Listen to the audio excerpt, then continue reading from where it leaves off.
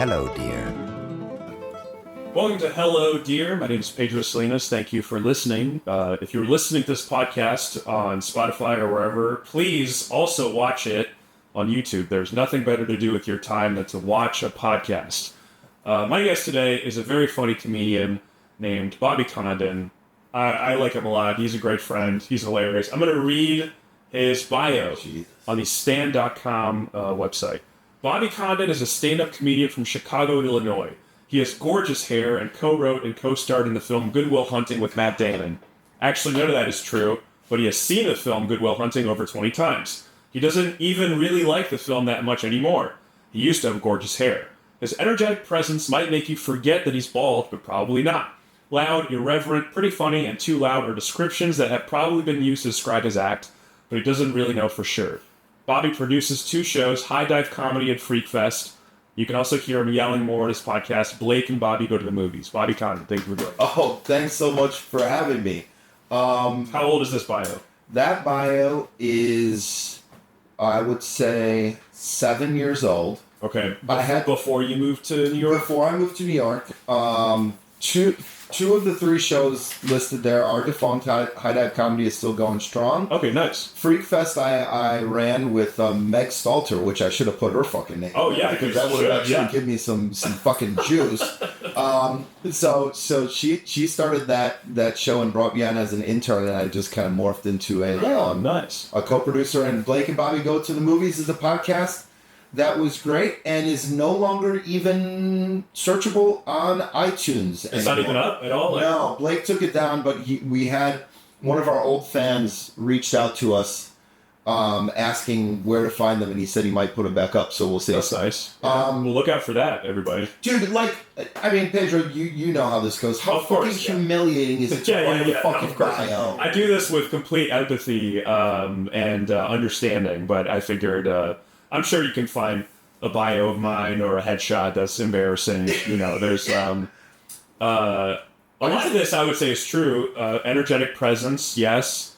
Loud, irreverent, pretty funny. I would bump up the adjective. Okay. I would say very. Okay. Well, very, thank you. Really, maybe. Too loud. You know, depends on your mileage may vary. Sure. Have you really seen Good Will Hunting 20 times? Probably. That for a long time was like my comfort movie. It was just to put on, like, where you know what's going to happen. There's nothing like, but at the time that I wrote this must have been during a critical reevaluation period, and I would imagine that I had smoked weed before watching it the most recent time. Yeah. Well, the most recent time, 7 years ago. Because what I found was, like, a lot of people like to smoke weed and watch movies. Yes. I smoke weed, and when I watch movies, I'm just like, this is just a bunch of made up bullshit. Oh, interesting. Everything that is happening, they've made happen so that they could make the next thing happen. What the fuck is this? And I think that's where I was at that point. That's funny. That's like the opposite of like Robert McKee's story, where it's about the majesty of craft and story structure, and you're just like, yeah, it's all just structured. It's bullshit. Yeah. You're taking a completely cynical view of it. No one would answer yeah if someone said, do you like apples? Nobody would say it. You know the scene I'm talking about? I've never seen the movie. What the fuck? I know, yeah. It's a weird hot spot. Yeah. Scott, you've seen Good Will Hunting, right? Yeah, of course. Bro, if someone said that you just got into a conflict with, do you like apples? Yeah. Why would you say yeah? You'd say fuck You'd be like, what the fuck are you talking about? Yeah. That's so funny that you haven't seen it. You got to watch it because I would like to hear your take as a person that didn't see it in their teens. Holy shit. What was that, Scott? I'm pulling up the The scene. Good Will Hunting scene. I was actually going to ask you this. What was your favorite movie in high school? Was it Good Will Hunting? Okay, I had 5. So they were Fargo, Boogie Nights, Goodfellas, Trainspotting, Clockwork Orange. That's a good high school boy. That's a boy. Yeah, it's a fucking boy list. Chambers loaded. Yeah, sure. And Clockwork Orange was my favorite, but I also think I liked saying it was my favorite. Yeah, of course. You know, and I'm fucking twisted. Yeah, I'm twisted. Yeah. I'm smart. My mom lets me watch shit that maybe your mom wouldn't. You know, like it was very like personality. I remember I had a I had a Clockwork Orange T-shirt in 8th grade. That's demented, dude. Yeah, I'm surprised my mom let me. She must. 8th grade's young too. She did not. Okay.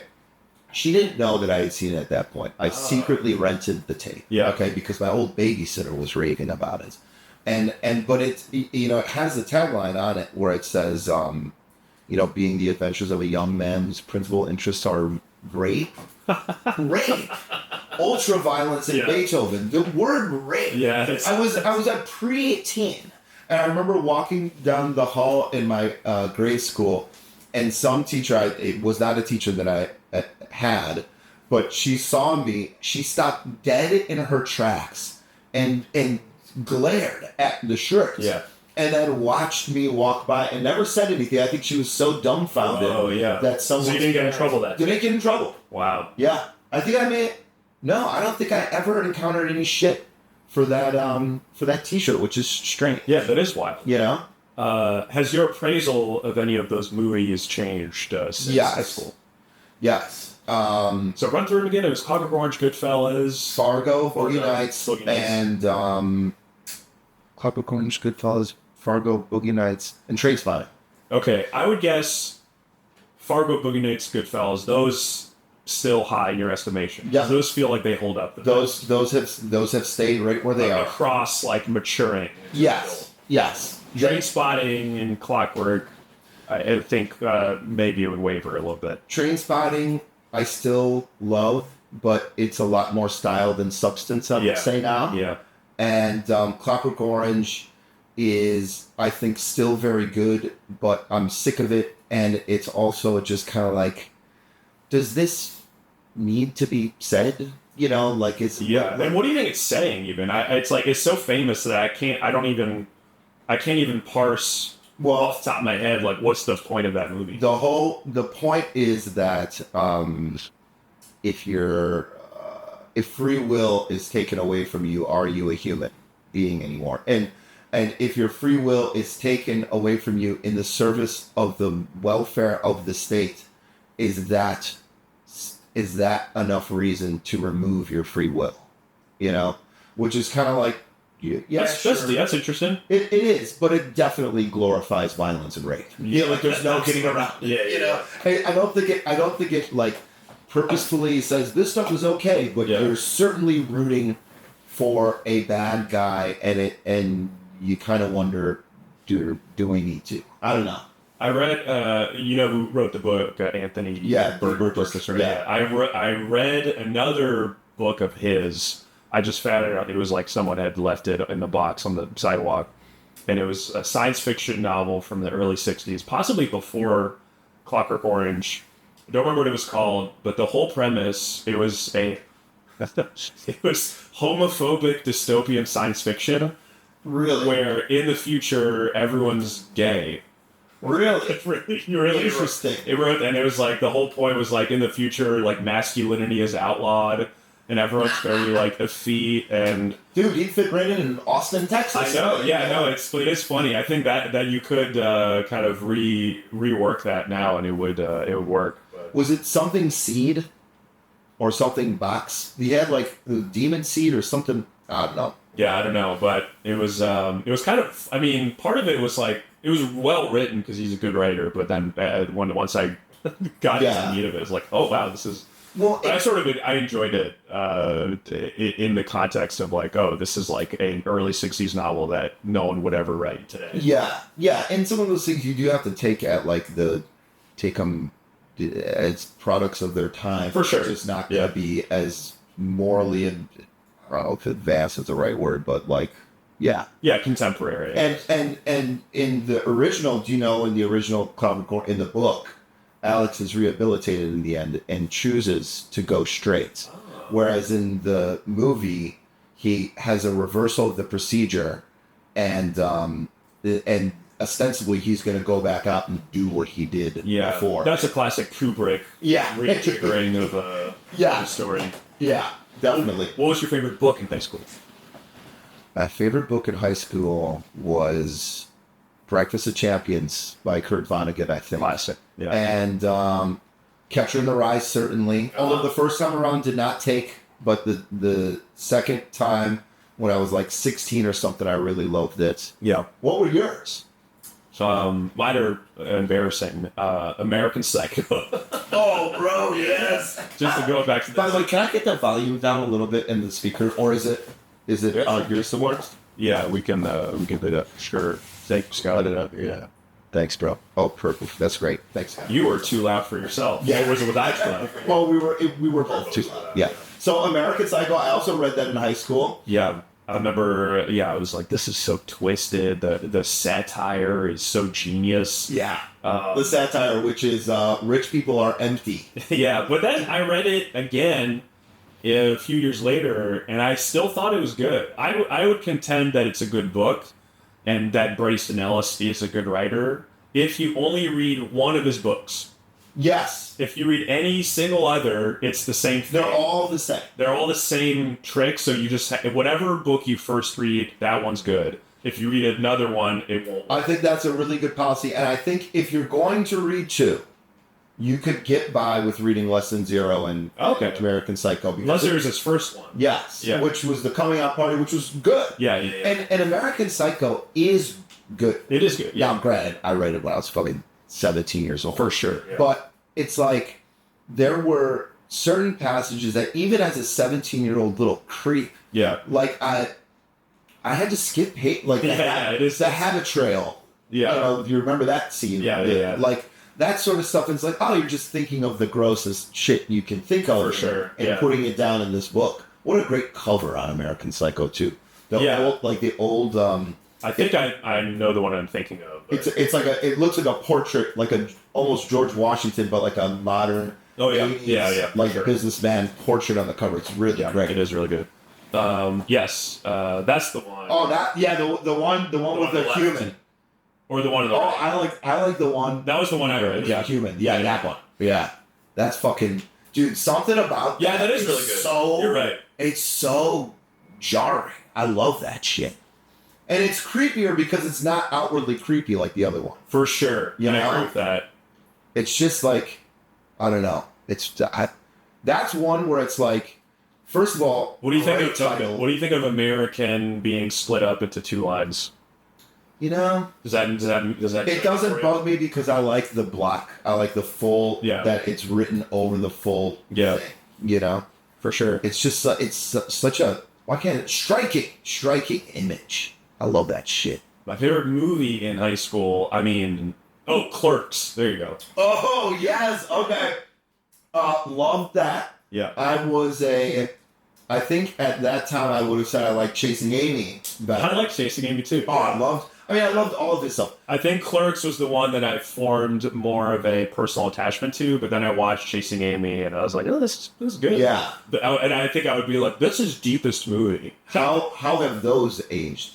I have not seen them since I was in high school. I have no idea. I bet Clerks would be entertaining. I mean, I think the acting would probably take me out of it. They're not good actors. Yes. The dialogue, the whole like Star Wars riffing stuff they do, which at the time was totally unique. New, but now it's so dumb. So that I wonder how that would play. Chasing Amy's that's hilarious to think about because the very premise of it is so completely undoable now. What is the what's that? It's that he's in love with a lesbian and he like turns her. Yes, that's right, dude. That it's funny because you can't penalize Kevin Smith for inventing something and then it being ripped off from Definitely, yeah. But I will say that now again, this suffered from a little bit of unfairness because it was like I think it was another movie that I got high. And I'm like, I want to rewatch Chasing Amy. And dude, I got through 10 minutes of it. It was like, no. Yeah. You know, because it's like, there's something about it that, again, in the 90s you can get away with it because it was new.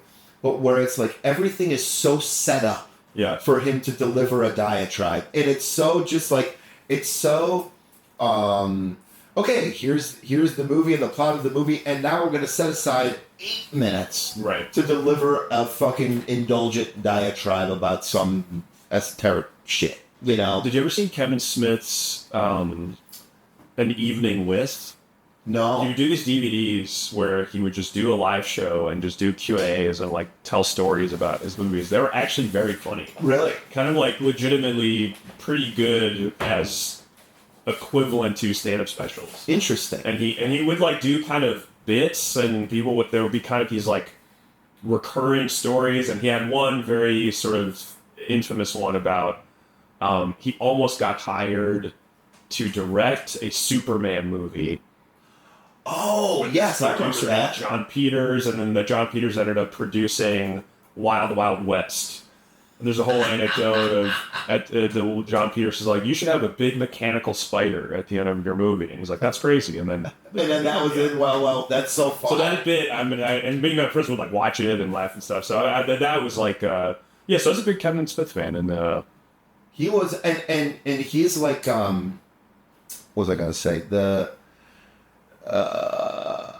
No, I can't remember. Oh, I remember the Superman thing only because like around that time, it was like when I would check IMDb like every day and just look up my favorite guys and see what. And I remember seeing in pre-production, he was like tapped to be like this director of the next Superman. Oh wow, yeah, like wow, he's really like gone because Dog Mom was a pretty big budget movie. I can't remember if that really did well or not, but I fucking love that movie. I liked Dog Mom. I don't know if it did well, and it definitely got a lot of cultural attention. The Catholic Church like protested it. Yes, and you know what's funny too is I was looking. So back in those days, I used to it did do well. 34 million against the 10 million was killer. Yeah. I used to save all my movie tickets and stuff, and I was looking through them the other day. And I saw Jay and Silent Bob Strike Back on September 12th, 2001. That's incredible. Which is like I got over it pretty quick. It was like September 12th. Yeah, maybe that's what it was. Wow. But it was like wow, and I do remember at the time of September 11th. Of course, I was in the Midwest in Chicago, so I did it. I remember we had a thing. I could imagine it could have, though, because Chicago, obviously. I was in the burbs, but yes, we could have been a target. Yeah. But I remember at one point, I believe it was the next day, we had a thing where all the students got in the hallways and we held hands. Yeah. Like through the hallways. And I remember a good friend of mine, Jackie, looking up to me with genuine fear in her eyes and being like, do you think we're safe? And I'm like, what? Yeah. Like, what do you mean? That we're in Villa Park. You know, nothing, we're not a target. I do remember just not like that. Even then, I don't know. I think it took a while for that thing to set in for me, but I don't remember ever feeling unsafe. Even at the time, even as an 18-year-old, it was like, I mean, that's how old you were when it happened. Yeah, 18 or going to be 18, so I was technically 17. But it was like this is like a 1 in a million shot, and they pulled it off. For sure. Like you know, like not to be. No, yeah, so 2 in a million. Don't support. 9/11 jokes right now. It's really how many have you heard in your years of comedy? It's insane. Oh my god, 1 million of them, and I told 1 million of them. My first ever big laugh. Yeah, on 11. I think it always is. Not always, but I think that's pretty common for our generation of comics. But now it's like I think I get weirdly gatekeepy and mad when I hear Gen Z comics do 9/11 jokes. I'm like, you don't even remember it. No, it's like this is received comedy wisdom for you. We actually lived through the non-ironic version of it. Yes, and it is like not to characterize it, making a joke about it as brave per se, but it's like the Gen Z people that didn't even really. Yeah, we were the first responders. We were well, and it's like it was a genuine like leap of faith to make a joke about it, whereas now it's completely fine. Yeah. You know, and probably who was the first.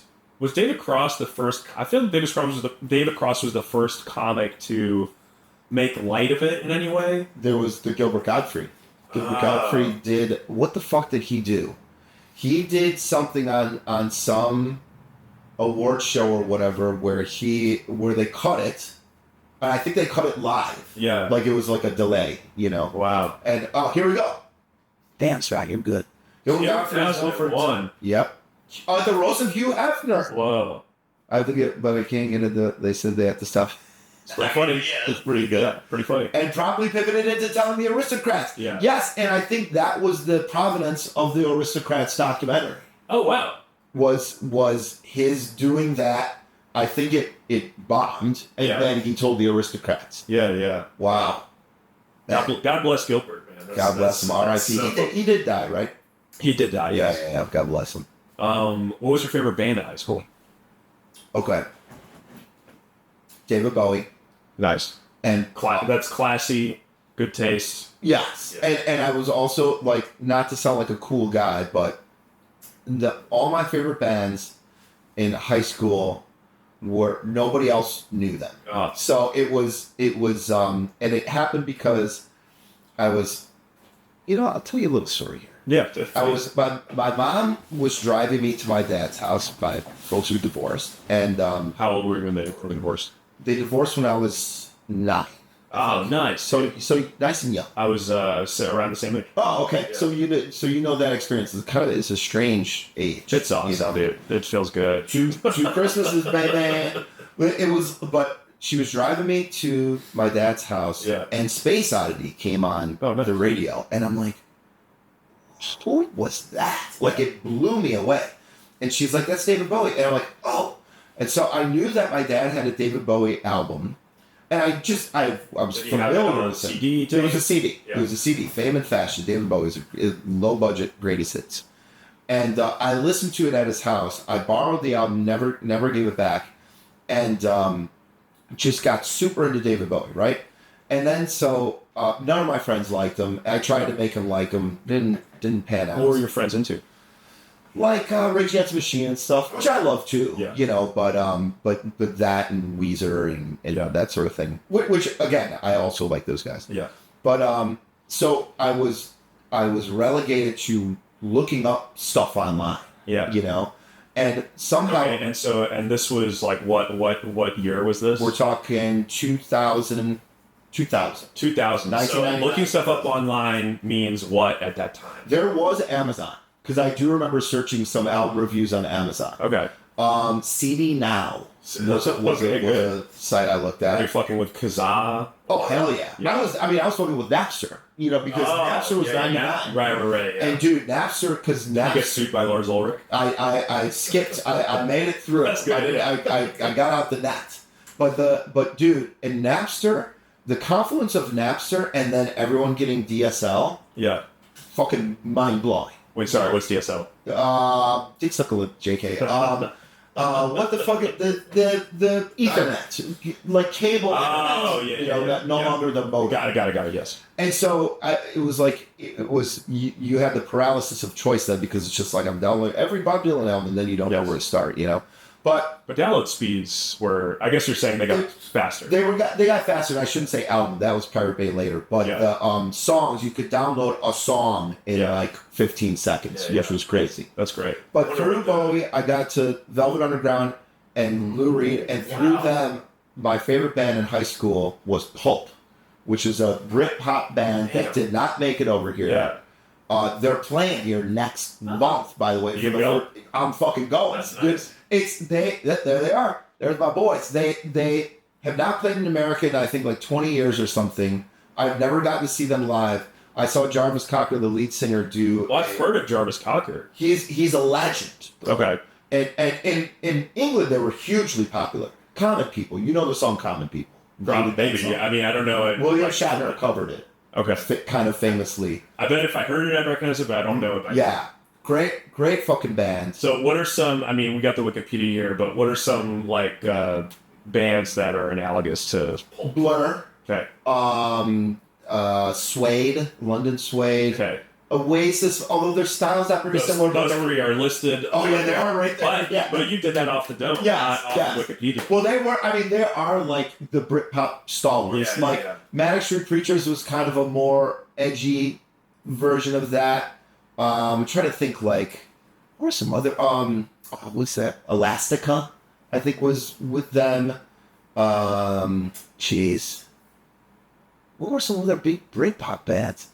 They were Mogwai, but they were more they were instrumental, but they were all Spiritualized was a big one that I like, but they were certainly not Britpop. They were very shoegaze, but it sounds like you were cool in high school. Nobody else thought so though. Not like popular, but like sophisticated. I think comparatively I was sophisticated. Like when Lou Reed died, you would have been like, he taught me it was okay to be weird. Yes, he did. I remember one time I had Lou Reed written on. You remember that you had to cover your books with like a paper cover? I had like Lou Reed and Velvet Underground written on there, and my science teacher, Mrs. Graham, was like, "Bobby, you were born the wrong generation." That's the best compliment. It is. Oh yeah. You ever look at a YouTube video of any band before like 10 years ago, and it's like, I'm a sophomore in high school and no one in my class knows about it. And every time I read that, it's like I get excited. I'm like, Joe, they don't know. Like, bro, it does get me somehow. Yes, and it's like, and I feel like sometimes, like, you're chasing this feeling with drugs, like weed is this thing. Because I remember when I was 15, 16 years old, I didn't smoke weed, certainly not my mom's house. I was terrified of my mother, you know. But I would get a new album. She was very strict. She was not. She was a little strict. She was very permissive in some ways. Like she let me. She let you kind of. She let you middle school. She was permissive in some ways, but like with drugs and stuff like that. Yeah. She never. She smoked weed 2 times in her life. Yeah. So she has no lived experience with that, so she had no tolerance for that sort of shit, and whatever. But I like the use of lived experience for smoking weed, because that's what like black people say about like the realities of racism. It's like, well, you know, I'm a white suburban guy. No, I just appreciate it. I like taking it for that purpose. Listen, you don't understand my lived experience as a fucking stoner. You don't understand my lived experience as a guy with a mom with no lived experience with petty drugs. But please keep going. But she I had a job. I had no expenses. I bought only CDs. Yeah. And so, dude, beautiful. My basement was my bedroom. Yeah. It was just me and my mom. You know. So, bro, I had the basement to myself. I listened to music for hours on end. Yeah. Utterly enthralled. Yeah. Which is something I could not even fathom doing now without being drunk or smoking a little weed or whatever. I can't do that anymore. You know? And so it was like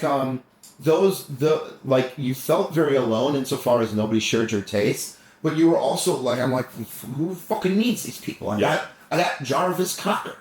I got Damon Albarn. You know, like it was Blur guy. Yeah. That it was great, and I feel like I'm chasing that feeling.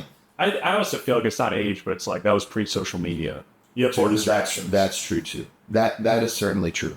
What were your bands and dinners? I mean, I was not cool. Dream Theater. I was gonna say I knew it was a math rock. Dream Theater's my favorite band. Hang on. What's my tattoo? I'm literally wearing a Rush hat today. This is my Rush hat. Oh my god! So, wait, Neil Peart was the drummer for Rush. Who was the drummer for Dream Theater? Mike Portnoy. Sorry, I know Mike Portnoy because I had a buddy that was a good drummer. And he was obsessed with them. Did you ever get into any dorky shit like this? Yeah. So I mean, I of course love Pink Floyd. Yeah. You know. And and blah blah blah. They're like the socially acceptable kind of route from which this kind of branches. The real prog stuff. I had an example of a proggish group. Did you like King Crimson? I only heard them much later. But I remember playing their record once at my Uncle Frank's and thinking, "This fucking rules." They're awesome. I think they're. Dream Theater, I would say, is bad, even though I have a soft spot. King Crimson is awesome. Yeah, King Crimson awesome. Yes is great. Yes, I didn't get into it. Their 2 or 3 albums are great, and then the rest of their stuff is. I like the list of ELP. Oh yeah, sure. They had some really great tunes. I got into Steely Dan later, although that's not as dorky. Well, now it's cool. Yeah, now they're like super cool. Yeah, which I don't know. It bothers me that happened. It's funny too because that's one of the bands. I did 180s on a lot of bands. I was very opinionated as a young man and always spoke before I knew anything. I hated. I used to rip on Beastie Boys, Oasis, and what was your thing on Beastie Boys? That they were not good rappers and they just do something and then say that all three of them would say the word. Yeah. Say the word. Yeah. And it was like, this is so dumb. And then finally, one of my friend's older brothers is like, Bobby, listen to Paul's Boutique and then come back to me. And I listened to it, and of course, was blown away. Paul's Boutique, even their dumber stuff. I mean, like that song "Sabotage" is like awesome. All of License to Ill rules. They're an all-time great. Yeah. You know, Steely Dan was one that I absolutely detested in like grade school when they'd come on classic rock, and then really turn around and like learn to love that. The first summer I did stand up in Philly, I would drive to open mics and listen to Steely Dan's "Can't Buy a Thrill." Oh hell yeah! And that I just have a very vivid kind of sense memory of that summer of bombing, and then driving home and listening to "Do It Again." Oh yeah, bro. Dirty Work, Midnight Cruiser. Only a fool would say that. Yeah, I like that album too because it's more kind of straight ahead classic rock. It doesn't have as much shimmery jazz. I mean, I like a lot of jazz fusion-y stuff. I love Mahavishnu Orchestra, whatever, stuff like that. But it's like all the later stuff sounds like it's like shiny soft rock and yes. And their first soft keyboards. Their first album that is just more bluesy, simpler. And I don't know, it just kind of hits me a little bit harder. And I liked, was it Donald Palmer who did half the vocals on that, who they booted? Something Palmer, I think. Because he did the vocal for Dirty Work. Yeah. I think Midnight Cruiser as well. And a couple of songs on there. And I liked his vocals, but the fake, of course, is awesome. But I hated his voice when I first heard it. Yeah. We're not hitting any of the agenda, by the way, Pedro. We will soon. Okay. I have another somewhat related question for you, which is, who's your favorite problematic artist? Oh, man. Okay, well, I've got a few. Oh, yeah. I mean, Woody Allen. Yeah. What's your favorite Woody Allen movie? I mean, honestly, Annie Hall. It's so good. It's really. Manhattan, which is the most problematic probably of his movies too, which I love. I love, what's the one with Michael Caine where they're having the affair? Is that Husbands and Wives? I think Husbands and Wives. Wait, there's one with Michael Caine called Hannah and Her Sisters. Is that the one? Okay, that is the one I'm thinking of. That one's fantastic too. I love Husbands and Wives. Yeah. Husbands and Wives, I think, is less a comedy and more of a drama. Yeah, that one's pretty brutal. That one has Liam Neeson, I think. Yes, that sounds right. You ever seen Purple Rose of Cairo? I did not see that. It's a good one. Is that the one that's like an old movie? Yeah. Yeah, okay. It's like Mia Farrow goes to the movie. She has like a horrible husband. Yes. She goes to the movie. She falls in love with the guy in the movie. Is it Jeff Daniels? Yeah, the guy. Yeah, Jeff Daniels comes out of the screen and is like, let's be in love. And it's a whole, and then the actor falls in love with her. It's like a whole, it's a whole complex kind of, situation. And it's really good. And Danny Aiello from Do the Right Thing plays the horrible husband. I've come to sometimes I'll watch movies like I guess from really any era, but I love a good horrible husband in an old movie. It's just like a very funny character. Yeah. Like you've seen the movie Safe? No. Todd Haynes. It's with Julianne Moore. Oh, I've heard of this. She's like sick. Like the air is making her sick, and she's incredibly fragile. And just every scene with her husband is him being like, "Come on, what's wrong with you? Can't you get it together?" And he's just like so like not understanding. And I would love to play that guy in a movie someday. See, these are the great Santini. I know that's his only Oscar, right? Duvall's. But see, these are the type of things that would drive me nuts when I watch a movie High. Yeah. Where you have to cram so much character building in only 2 hours. Yeah. That everything, when you're paying too much attention in a way, everything seems so ham-fisted. Interesting. You know? All right, hold on. Back to problematic artists because there's some good stuff here. Kubrick is problematic. Love him. Wait, why? Because of Shelley Duvall? Because of Shelley Duvall. But that's been debunked. It was debunked. I think so. I think subsequently she has been like, no, he didn't like torture me. Oh, okay. Well, that's good. I think he also just like. I think it's more complicated. Okay. Yeah. Jeffrey Tambor. Okay. Yeah. We'll go with the guy that did torture a woman. Yeah. What's your favorite, like, Arrested Development? Larry Sanders Show, dude. Yeah. I mean, Arrested Development is fantastic. Yeah. He is very Larry Sanders Show, I'm rewatching now. Yeah. And it is so, he's so on another planet than everyone else in terms of his talent. It's outrageous. This show has not aged well at all, but that Amazon show Transparent, he actually was great. I've heard that, and I was thinking about watching. Did you watch? Watched it? I watched, like the first like 2 seasons are, as I recall, quite good. And then it really fell off the rails. Okay. Also because the showrunner was having her/their own journey through gender. Okay. That they were cramming into the show in a way that was somewhat simplistic and ham-fisted, according to critics, but also you could just like watch it. Okay. Interesting. But it was good. It was good for a while. Also, Louis. You know, I gotta say, Louis. That was a Louis-esque. And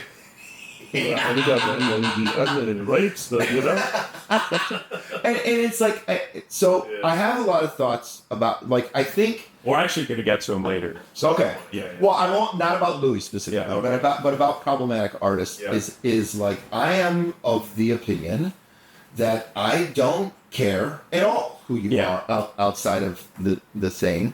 Now, I know I care in the sense that I find it interesting and I will consider it alongside the work that you make, but it's very hard for me to completely disqualify someone's work unless they're, it's like I don't know that I would listen to like a Charles Manson song. Sure. But then again... I mean, if it ruled... Though, well, because, for example, the show Mindhunter... Okay, yeah. There's a Manson episode... And at the end of the episode, the main character is listening to a Charles Manson song, trying to like get in his head. And everyone's like, "What the fuck is wrong with you, idiot?" And he's like, "I just got to do it." And then the kind of sound mixing kind of puts the song into full whatever, like it like makes it, the soundtrack, and you're kind of listening. And you're like, this is sick. But part of it is the context. It's like, sure, because you've just been through the moral morass of like, why would I be listening to this, and what does it mean to listen to this? And then it makes you listen to it, and the song's kind of good. Yeah, at least, so it worked in that context. Well, and like Cosby, for example, it's like I will say it's like it's kind of hard to like watch like his stand up. Yeah, that it does feel in some way disqualifying, or like watching the Cosby Show. Well, because so much of his image is wrapped up. In his almost personal image. Yeah, exactly. So in that specific context, I will say it's like I can. Yeah, that's and plus just with Cosby, it's like the sheer numbers. Also, I mean, there's a limit to everything. You know. But it's also, I think so much of that stuff is symptomatic of like this idea of celebrity and how we're craving these celebrities to be someone that would like us and that we would like and blah blah blah. And it's just like it's pathetic. They're guys. Yes. What are you? 11 years old? Yeah. You know, like you should not base your personality around does this person even make stuff I like. That's nothing to do with you, and it would spit on you in person. You know, it's like there, and I also, and maybe this is a too reductive example, but the way I look at it too is it's like if Vincent Van Gogh killed his wife, will I not look at his paintings? You know, like I don't know, and that's too reductive. I can admit that, but Phil Spector, let's say he actually killed. Well, okay, and Phil Spector. I listen to the music. Oh, dude, the Ronettes, fucking dude, all things must pass. It's like, oh yeah, Jesus, like wow, yeah. I mean, the guy's a fucking genius. Yeah, and he is even easier because like he's a producer behind the board. Who for sure. Cares. It is funny with producers. I love the idea of someone being like. With Harvey Weinstein, it's like, wow, and his run at Miramax was unparalleled. It's like, you got to separate the executive production from the executive producer. Oh man. Are there any female problematic artists that you like? Because it's always guys that it's like, if I had to name one, it's like Ellen. Like, Yeah. who are the other female problematic artists? Well, and Ellen, I was also just totally nonplussed. What does that word mean? I was totally didn't Yeah, I care. actually don't know. But yeah, that's one of those counterintuitive ones. Because I've seen polar opposite definitions. Yeah. But like Ellen, it was like I read it all, and it's like, what? So the star of the show was mean to the peons, like, right? And I mean, of course, that's abhorrent behavior, but it's like, bro, who fucking cares? Sure, yeah. That's a tale as old as time, and it's just, so what? Okay, who are the Roseanne? I suppose. Oh yeah, because of the Trump stuff. That's a big one. Yeah. But Roseanne, it's like, here's the thing. That fits her person. It does, and it's also like, dude, if I will say her naming her special "Cancel This" is a bigger crime than anything. Is that really what? Yeah, I think so. That's all they cancel this. It's also like if you have to. And then I think one of her jokes is my pronouns are "kiss my ass." God, that's so stupid. Yeah, and it's just like, well, that's just stupid. It's like, can you go back to the tweeting racist things and saying you took a fucking sleeping pill? That you were cooking then. and her, it's like, if I'm not gonna like Roseanne anymore, I have to not like half of my aunts and uncles. You know, Sinead O'Connor. I mean, we'll get to Sinead. Okay. Oh yeah. What's so funny? So you're going through. It looks like you're going through a list of like people who were canceled. All of these are women who had like nervous breakdowns. It's like Lindsay Lohan, Monica Lewinsky. It's just like women that like struggle a rough time. Yeah, it's not like.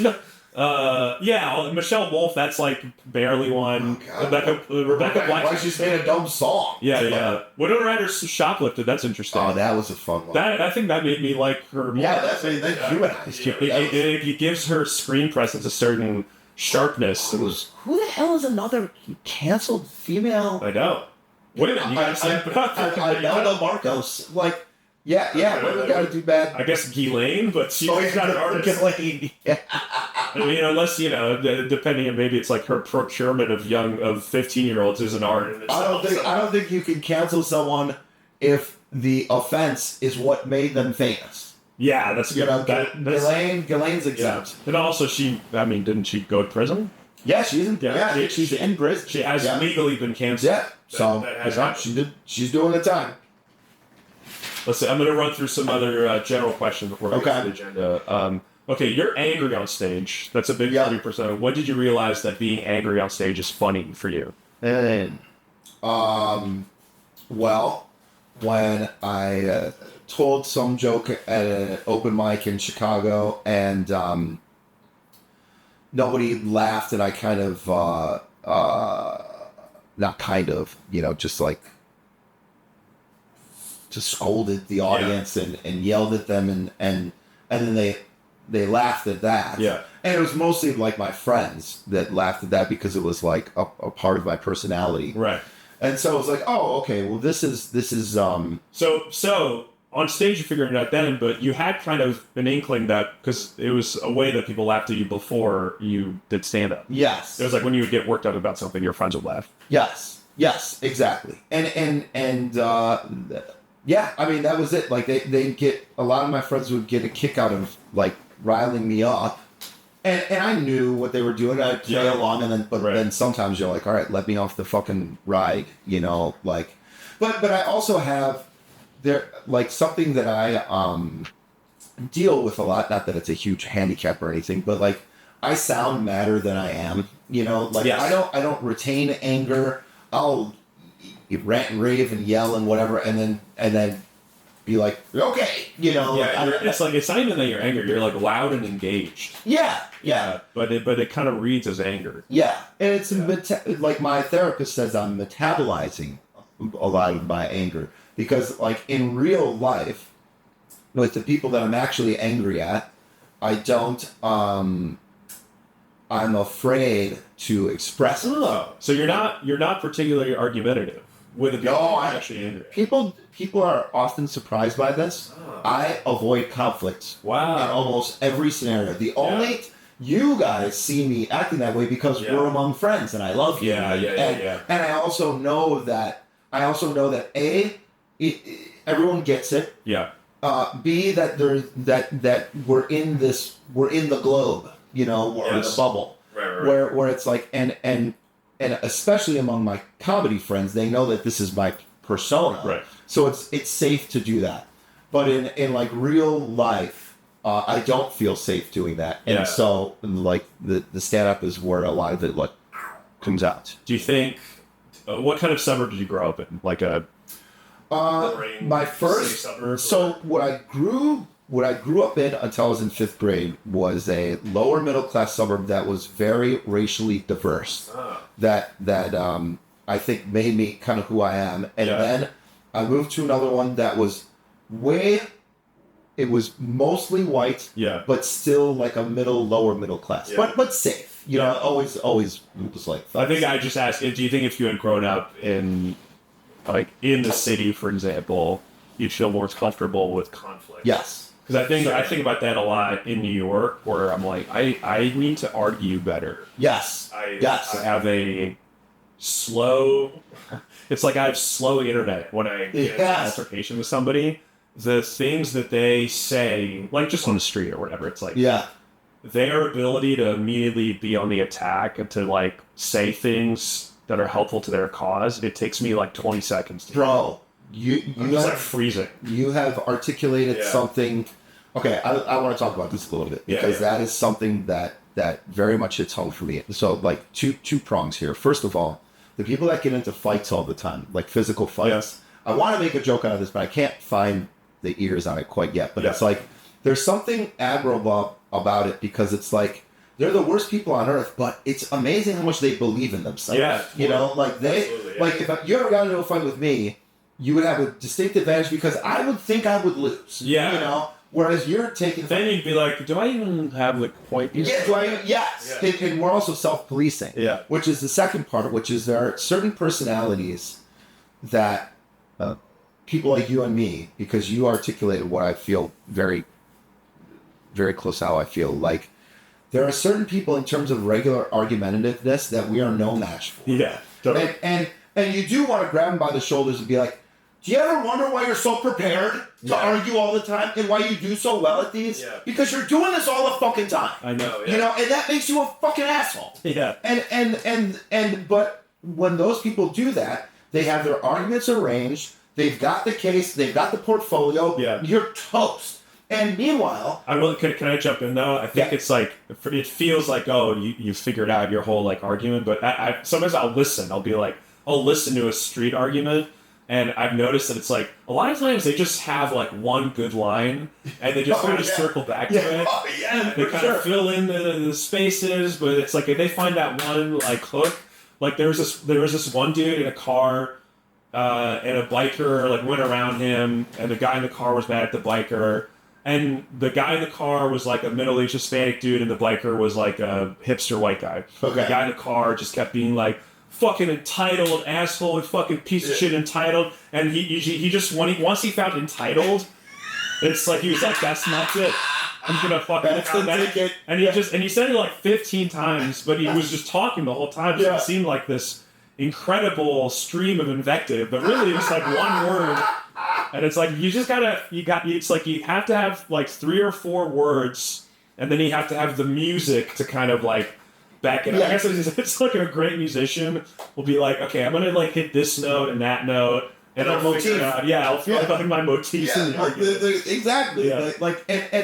And it's also it's the same thing as the fighting too, where it's like, bro, if you can harness righteous indignation, I mean that's so powerful. Yeah. And people like there are also people that just, and I hate to like make my shittiness at arguing into a virtue, but it's also like every time I'm in an argument, I know there's a pretty good chance I'm fucking wrong. Yeah, you know? And like I think I'm like that to a fault, where then it becomes to the point where I'm like, I don't think I have any beliefs. Yes, exactly. Yeah, I feel exactly that way. We're on this 100% same wavelength. Let's see. I got some other questions for you personally, but we should get to the agenda soon. So okay. Well, I can rapid fire them too. No. Okay. Let's do speed around for the rest of these. Do you like being a man? Yeah. Nice. I mean, yeah, I recognize the advantages. You know, I mean, like, look. Yeah. Here's the thing: if you're privileged, what's the one thing privileged people don't do? You don't give it back. That's you know, true. Yeah, like the worst thing to do with privilege would be to defy it. Yeah. You know, like the people who don't have privilege, if they got privilege, they would hoard it and enjoy it. Yeah. I'm not hoarding it, but I've certainly enjoyed the privilege I have as a man. And you like sports, you like masculine things. Sure, yeah, I do. But I also recognize that we're the source of everything bad, you know? Yeah, but it's also like... I don't know if I would say, I see the point. I think I resist that characterization because I think it's too simplistic. It is, yeah. I don't know, maybe, I don't know, what is this power, I guess, is the source of everything bad, but even that, I think I resist. Well, it's also, dude, here's the thing. Yeah. This will get the show put off the air. If the roles were reversed and women had all the power, they would also be pieces of shit. Yeah, I mean, like, it's just, this is how people behave. Yeah. If black people were the majority in America, they would also be assholes. Yeah. You know, like, it's just... If the Aztecs had conquered Spain, all the Spanish would have died. Interesting. There's an interesting book about that too, called Civilizations, which came out a couple years ago. It reverses the... Yeah, where... shit. Awesome. That, I can't remember, it was in, what is Ecuador now, but, like, the leader there, they like, soldiers came from Spain, and he fought them off, and they're like, well, we're coming up there now. Whoa. You know, and so, yeah. Oh, so it's just like, awesome. I wish I didn't say the black people example, okay? Listen, you kind of know what I mean, right? I'm just saying, people... Dude, listen, we're on YouTube, so if you lean into that more, we're building gangbusters, so maybe still know your options. Okay. What are your politics? I'm liberal. I'm liberal. Liberal, not left, or like what? Because people differentiate this. I would say I am left, but I also feel that the left is fucking annoying, privileged white people, and I find them disgusting now. You know, it's like I believe that they're right, but I also believe that they have no concept of what reality is. Yeah. And they are... Is there... Can you give me a particular example, maybe an issue or type of person? Like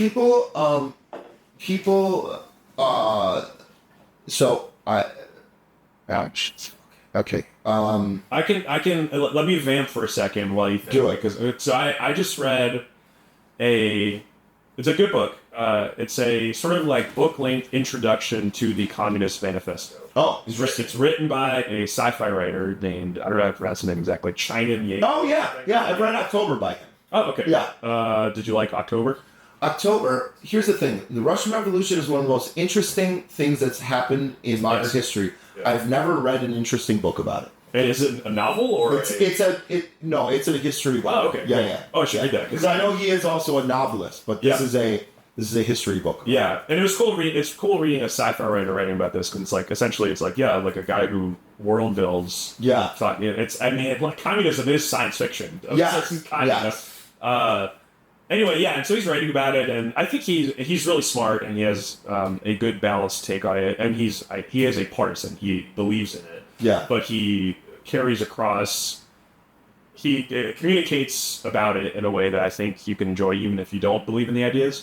But a lot of times I was trying to parse some of the paragraphs and I was like, this is like nonsense. Yeah. It's so abstract. It's so root. It's so based in theory. And I felt completely lost. And at the end I was like, I don't even know what I believe about any of this. Well, and that's the problem with the Russian Revolution is it was educated city people implementing a revolution that affected the biggest country in the world by 3 times. Yeah. And with peasant people that had no fucking idea what they were talking about. Yeah. And they also skipped a big step in the Marxist, what was the step they skipped? The step they skipped was the They went straight to the industrial thing. Yeah. So they were supposed to move.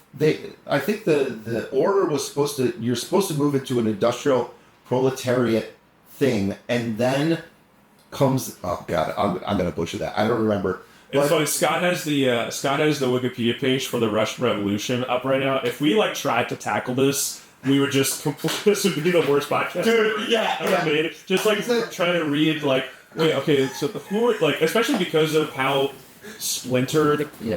Oh yeah. Gets immediately as soon as. So I think I had that feeling about it. Also, I was thinking the point of view of what I understand to be the point of view of the manifesto, and people would believe in it, is that if you like capitalism, you have essentially been brainwashed by an unfair system. And I feel like there's a lot of working class people that like capitalism who, if you said that to them, they'd be like, "Oh, I just think it's cool to make money." Yeah, and I guess that I bump on that a little. And also, capitalism within limits is a meritocracy, and that's not wrong. Right. And also this is what you mentioned about the theoretical and abstractness of it. It's educated, privileged people speaking for other people. Right. Which is inherently a problem. Yeah. And it's also recreational. They don't care. Yeah. I don't think people really care. And I don't think that's a failure of morality. I think that it's very difficult to truly care about people that you don't interact with on a day-to-day basis. Yeah. And that you're not part of. And it's if a movement is to gain momentum and power, it has to be the people affected by it that are doing it. Yeah. Which I guess is the point behind what they're saying. They're it has to be the workers that... They have to, they have to rise up. It's Lenin was not a fucking worker. Yeah. I don't know much about Lenin. I knew that Marx and Engels were both certainly. Yeah. But for Marx and Engels, it literally was an abstract theory. Yeah. I mean, they Engels wanted it to happen. Engels, I will say, it seems like Engels spent a lot of time among really? workers. Actually, that's a one good. Who knows anything about fucking Engels? I didn't know. Marx gets all the press for sure. Well, I think it's because Engels. This is why I was cool to read this, because it's stuff I didn't know and felt like I should. What's the name of that book, by the way? It's called A Spectre Haunting. Okay. Because the first line is "There's a spectre haunting Europe." It's So I think I don't know. And also honestly, part of this is not academic or really well thought out at all, but it's just. There's so many people that we know comedians who will end a joke with because capitalism. That's just kind of criticizing this entity sort of in a superficial, unthinking way. Yeah. I almost start to be and I do think you can make really good arguments against capitalism, whatever, and then people say late capital. It starts to become what are you even talking about? Can you explain to me what you're talking about? Yes. And sometimes it feels like they can. It's also you're also speaking about this from a place of a person that's benefited from capitalism. Right. So it's very, and of course that's unfair too, because we all are. No one can have any thoughts, right. but sometimes it's you're not checking yourself at all, And one last thing, I know we're rapid firing, but to what you just said, I was at a party with my friend Steve Malden, great guy, and one of the funniest people on planet Earth. Shout out! And a super earnest person. Yeah, there's no artifice, except when he's on stage. But that's great, and because Steve's act is so. I don't even know how to describe what it is, but it's full of artifice. It's only artifice, but him as a person is just right there. That's nice. We're at a party, and a woman was talking about neoliberalism. Yes. And she was holding forth on it and ripping on it, And Steve, bless his heart, is just honestly, what is neoliberalism? I've heard this word, and he wasn't baiting her or anything. Yeah. He's just I've heard this word. I gotta say, I have no idea what it was, and I wasn't there for the interaction. You told me about it later, but he's like, bro, she started to try to explain it. Yeah. And she had no fucking idea what the hell it was. Yeah. And it's just that sort of thing where it's and again, this is where we live in America. We're prosperous. We come from fairly prosperous families. We're educated. All of this stuff is an abstraction. All of this stuff is for fun, and I don't want to reduce it to virtue signaling or fun, but it's at the end of the day, we have no stake. Nothing will happen to us. Yeah. We'll be fine. Right. You know? And so, I don't know. But I am a left. I am liberal left. I just also find this very annoying. That's all. Yeah. You know? I think a lot of people agree with you. Yeah. Do you have any phobias? Besides homo. Heights.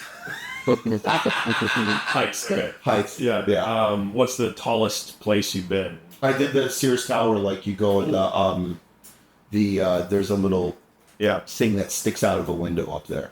But it felt very secure. So it's like the heights, I had it for the longest time, still do, like this thing where I'm sure you experienced this, where you're on a bridge or whatever, and you're like, what if something comes over me and I jump off the edge? Yeah. You know, like, so that thing. I mean, literally constantly. Oh, yeah, all the time. It's so funny, dude. All the time. What if I just... That would be cool. Yeah. That'd be cool. And the thing is, too, you're like, the fear for me is I'm going to jump off and then immediately regret it the whole way down. I'm like, no. Dude, well, the worst is if you do that and then you don't die, but you... Oh, God, yeah. Your spine. Yeah, like the bridge, the Golden Gate Bridge documentary about people that did that. Oh, one of the dudes survived and like broke every moment. It's fucking by. What it claims? Does flight get into that? Okay. Yes. All of my. Okay. Oh shit! I do have two. Okay, so I don't have a fear of flying because I do fly. But I say Catholic prayers the night before. Going to the airport, in the plane, as we're taking off, as we're landing. Wow. And then thank you one afterwards. Nice. And then in all my bad dreams, all my nightmares are plane crash and tornadoes. Tornadoes is a big fear of mine. Wow. But not so much here in New York. We don't really get them here. Yeah. Do you get them in Illinois? Big time. Yeah. Yeah. Mm-hmm. Did you see Twisters? Not Twisters. I thought Twisters. Yeah. Did that fuck you up? No, I love it. But so it's not like this visceral fear where I can't even look at it. It's just like those are the things that are scariest. It's pretty fucked up. Yeah, dude. Tornado. It's like it's insane. Why does that happen? Like, why would you do that? Well, you won't like this. So I currently teach English as a second language for like a landscaping company on the 64th floor of a high-rise. Oh, really? Hudson Yards, right across the street from. Oh, that sculpture? No, well, yes, near that sculpture, the really ugly one. Yes. The vessel. Vessel. No, but what I'm across the street from my vantage point is something called the ledge, which is a balcony that like hangs downward at like a 45-degree angle or whatever, and people can go up and like drink on it. Look. And it's horrifying. Every time I look at it, I'm like, why would you do that? Yeah. Everyone's like taking selfies and like dangling downward, and it's Dude, Scott. This is okay. Yeah, the edge exactly. Scott, look up Pulpit Rock. Pulpit Rock in Norway. Pulpit. I went on a hike in Norway, and we went up to this thing which I didn't know we were going up to, and I honestly, bro, almost fucking lost my mind because that is terrifying. But this has no. No, look at that. So people go up on there. Fuck. Yeah, and like sit and dangle their fucking feet off and stuff. I was glued to the wall. Yeah. On that, but I can't believe. I'm impressed that with your phobia that you. I did not know there was going to be a ledge. I thought we were just walking up and we're gonna walk down and yeah. So that's it. My phobias are bugs. Yeah. Generally speaking. Okay. And it's snakes. See, snakes I've just not had enough interaction with to get scared of them. Like, I don't want to be around them. No, I mean, neither have I, but, I mean... I'm a big bug guy, too. I hate fucking cockroaches. Like, the cockroach thing. Yeah, I mean, anything, like, low to the ground and sort of scuttly and slithery and things that can kind of, like, are hidden. Yes. That can fuck you up. Yes. Hate it. And things that make a crunch. Like, I can't... Dude, when cockroaches come in my kitchen...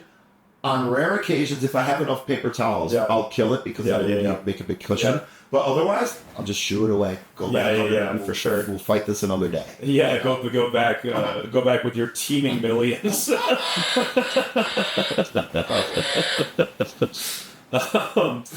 What's pissing you off recently?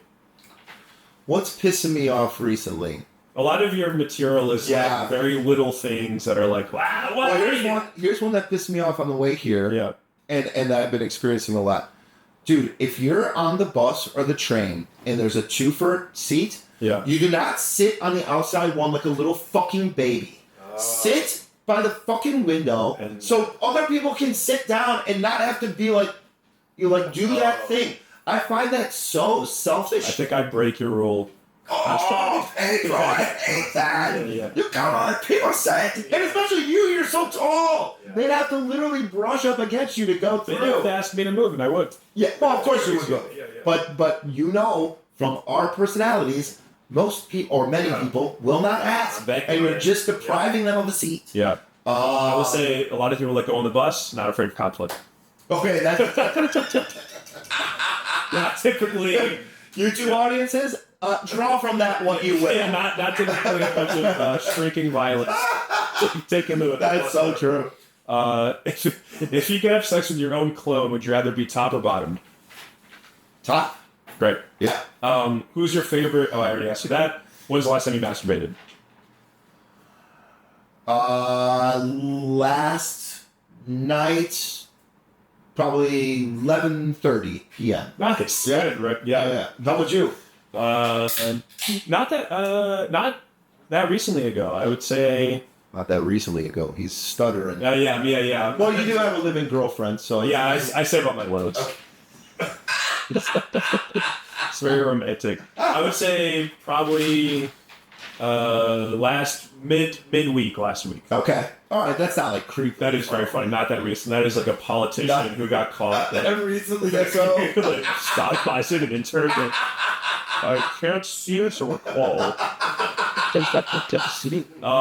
Okay, so let's do this.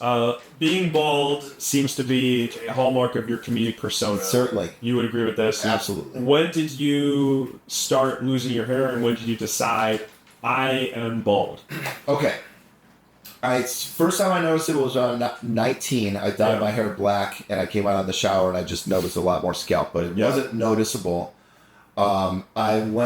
I used to cut my own hair in college before graduation. So, like, save money, or? Yeah, and it was just easy. I just, like, shave up the sides, you know.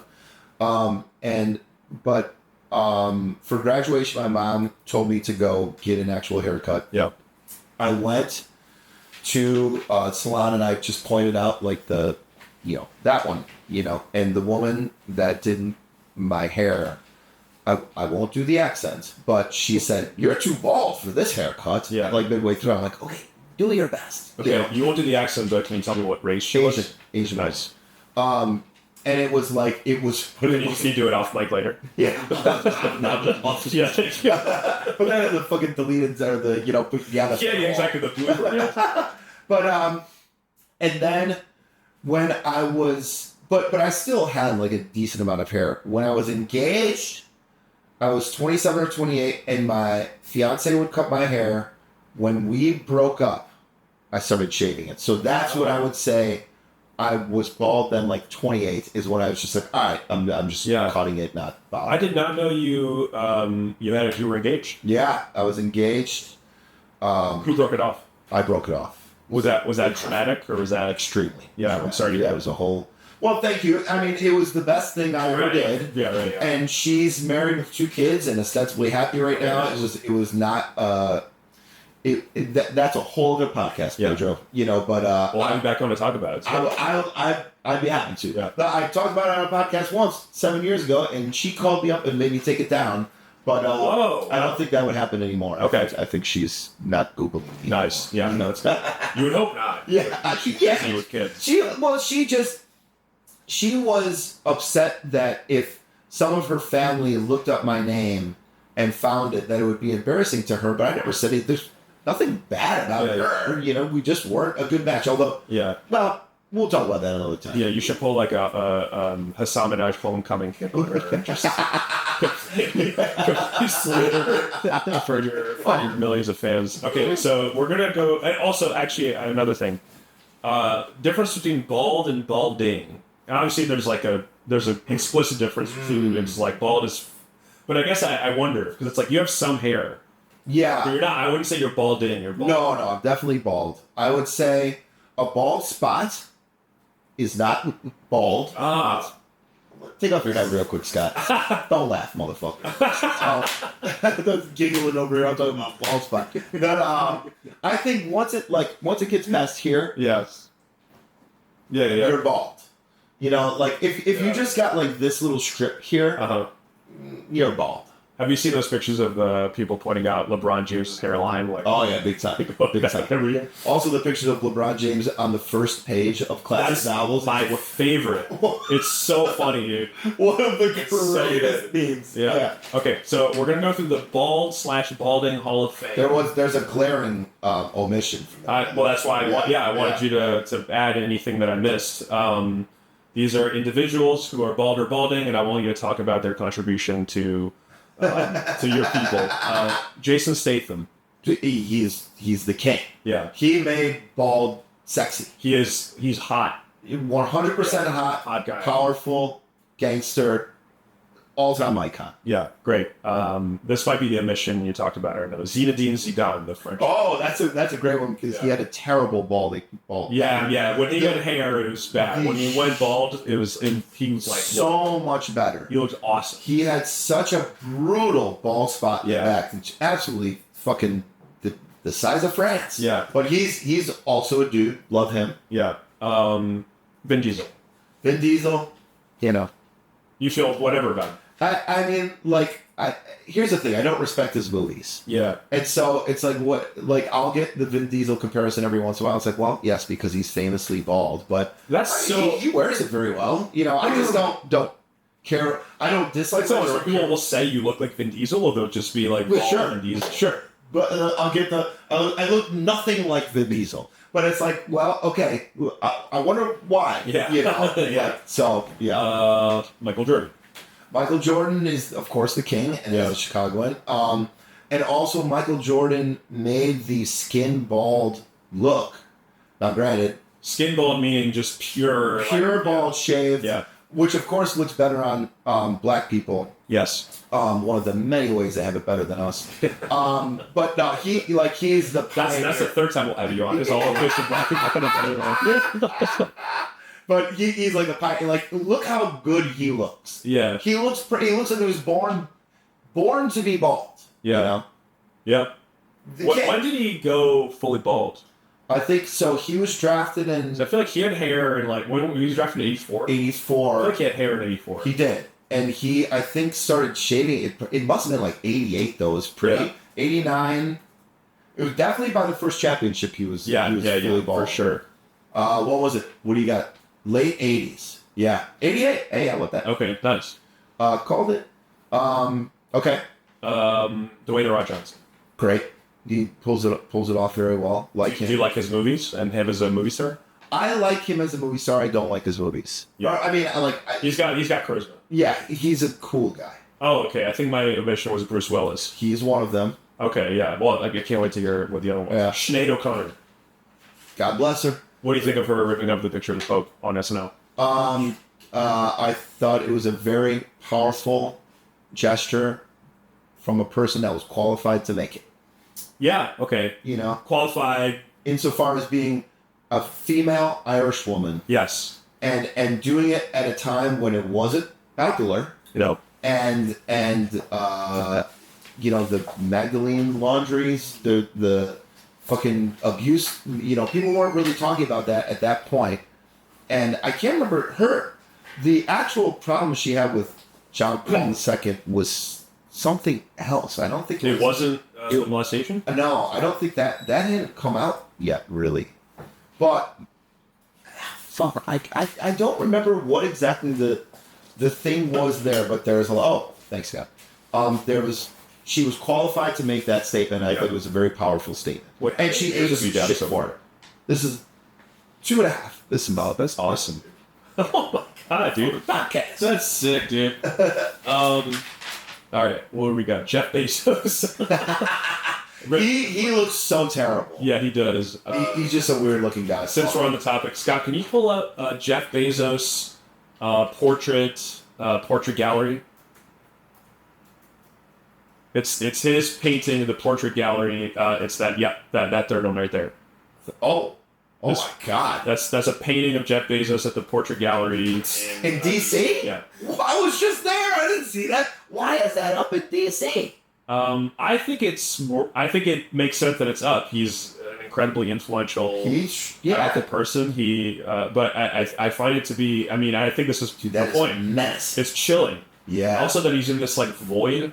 Yeah. It's actually kind of cool. I think it's a good painting that, and it has what great art has, which is, it's in a way it's completely ambiguous. Yeah. You just bring to it what you think it is, because there's a picture of Jeff Bezos looking at his painting and being like, awesome, I love this. That is I think. But as one who would criticize Jeff Bezos, you look at it and you're like, this is horrifying. Yeah.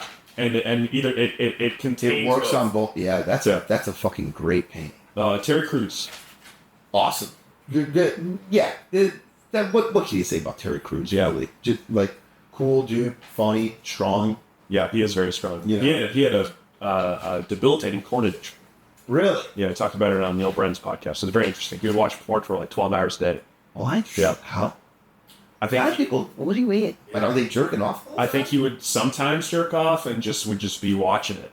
It sounds like he had a brutal childhood and had some problems with his marriage. I think he's fine now. Have you ever watched porn for a second after you? Like No. That's strange. Yeah. No, that's why I brought it up, because it's kind of a. It's chilling. That's. But I love Terry Crews. God bless him. Michael Chiklis. Okay, funny story. I saw Chiklis on here. He was my nickname. And he was my nickname in high school. Yeah. Not because I was bald, but because I had no girlfriend. I was chickless. Oh, that's my friends called me chickless, and they called me the commish for many. And to this day, every once in a while, that pops up. Chickless is great. Like, and that is devastating. It was really good. Works on like 2 levels. It was really good. Yeah.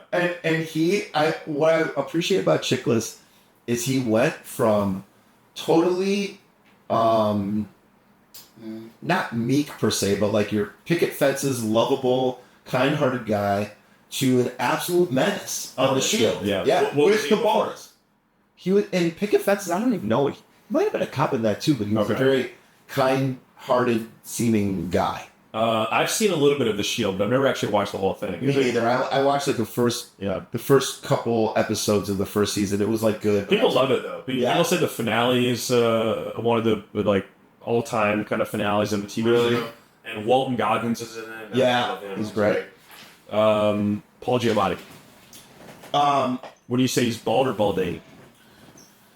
Boy, he's borderline because he does have the strip across the top, right? I mean, his hair is closest. You can't call him balding because he's over 60. Oh no, he's 57. Okay, so you can't call him balding because the process is what's happened to him has happened. It's over. Yeah, it's no longer a process. Yeah. But he's not like me, So he's not in my category. Why?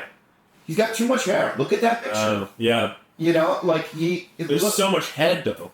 There's a lot of head, but brother, he's got to count. Brother, I would kill for that amount of hair. So you would take them. You would take him off of this list. Yeah. Wow. He's not like the others. This is interesting. Yeah, I mean that's quite bald. But it's like Yeah. I mean, would you say he doesn't have a full head hair though? Certainly not. Yeah. But it's also. It's just, I guess, well, this goes back to the definition of what do we call bald. And I think effectively he is bald. You're right. He's bald. I love the controversy, though. I think I do want... But he wears it well. And especially that professorial look, like in Sideways and in, what's the other one? The new one. Yes, which I love. Lunch Holdovers, yeah. Yeah. Sideways, formative movie for me. Really? Yeah. I could see that. So I went dad whenever it came out, so I would have been 13 or 14, and I just had never seen a movie that was funny, sad, sophisticated, gross. Yep. Just had all of those things going on in it. What it's like, there's these beautiful disquisitions on wine and these beautiful scenic drives through California, but also there's a scene where like a fat dude like rubs his fat dick against like a window, and it's like completely like a stupid, like old, like Adam McKay, Farley Brothers movie type gag. it contains all of it. There's also one great movie. Thomas Hayden Church saying, so how good does it feel with that cozy little box coming down on your Johnson? In that movie, dude, he's sideways in all time. Yeah. Alexander Payne in those first, 5 movies was untouchable. I mean, his first 5 are Citizen Ruth. Which I've not seen, so I shouldn't comment on that. Citizen Ruth is awesome. Okay. It starts with, I think it's Laura Dern. It's Laura Dern. She's pregnant, and she's huffing glue on the street. The first scene is her huffing glue on the street. Citizen Ruth, Election. Yep, classic. About Schmidt. And was About Schmidt before Sideways? I'm not sure, but okay, it's like those two together, and then the Descendants, I think, and Nebraska.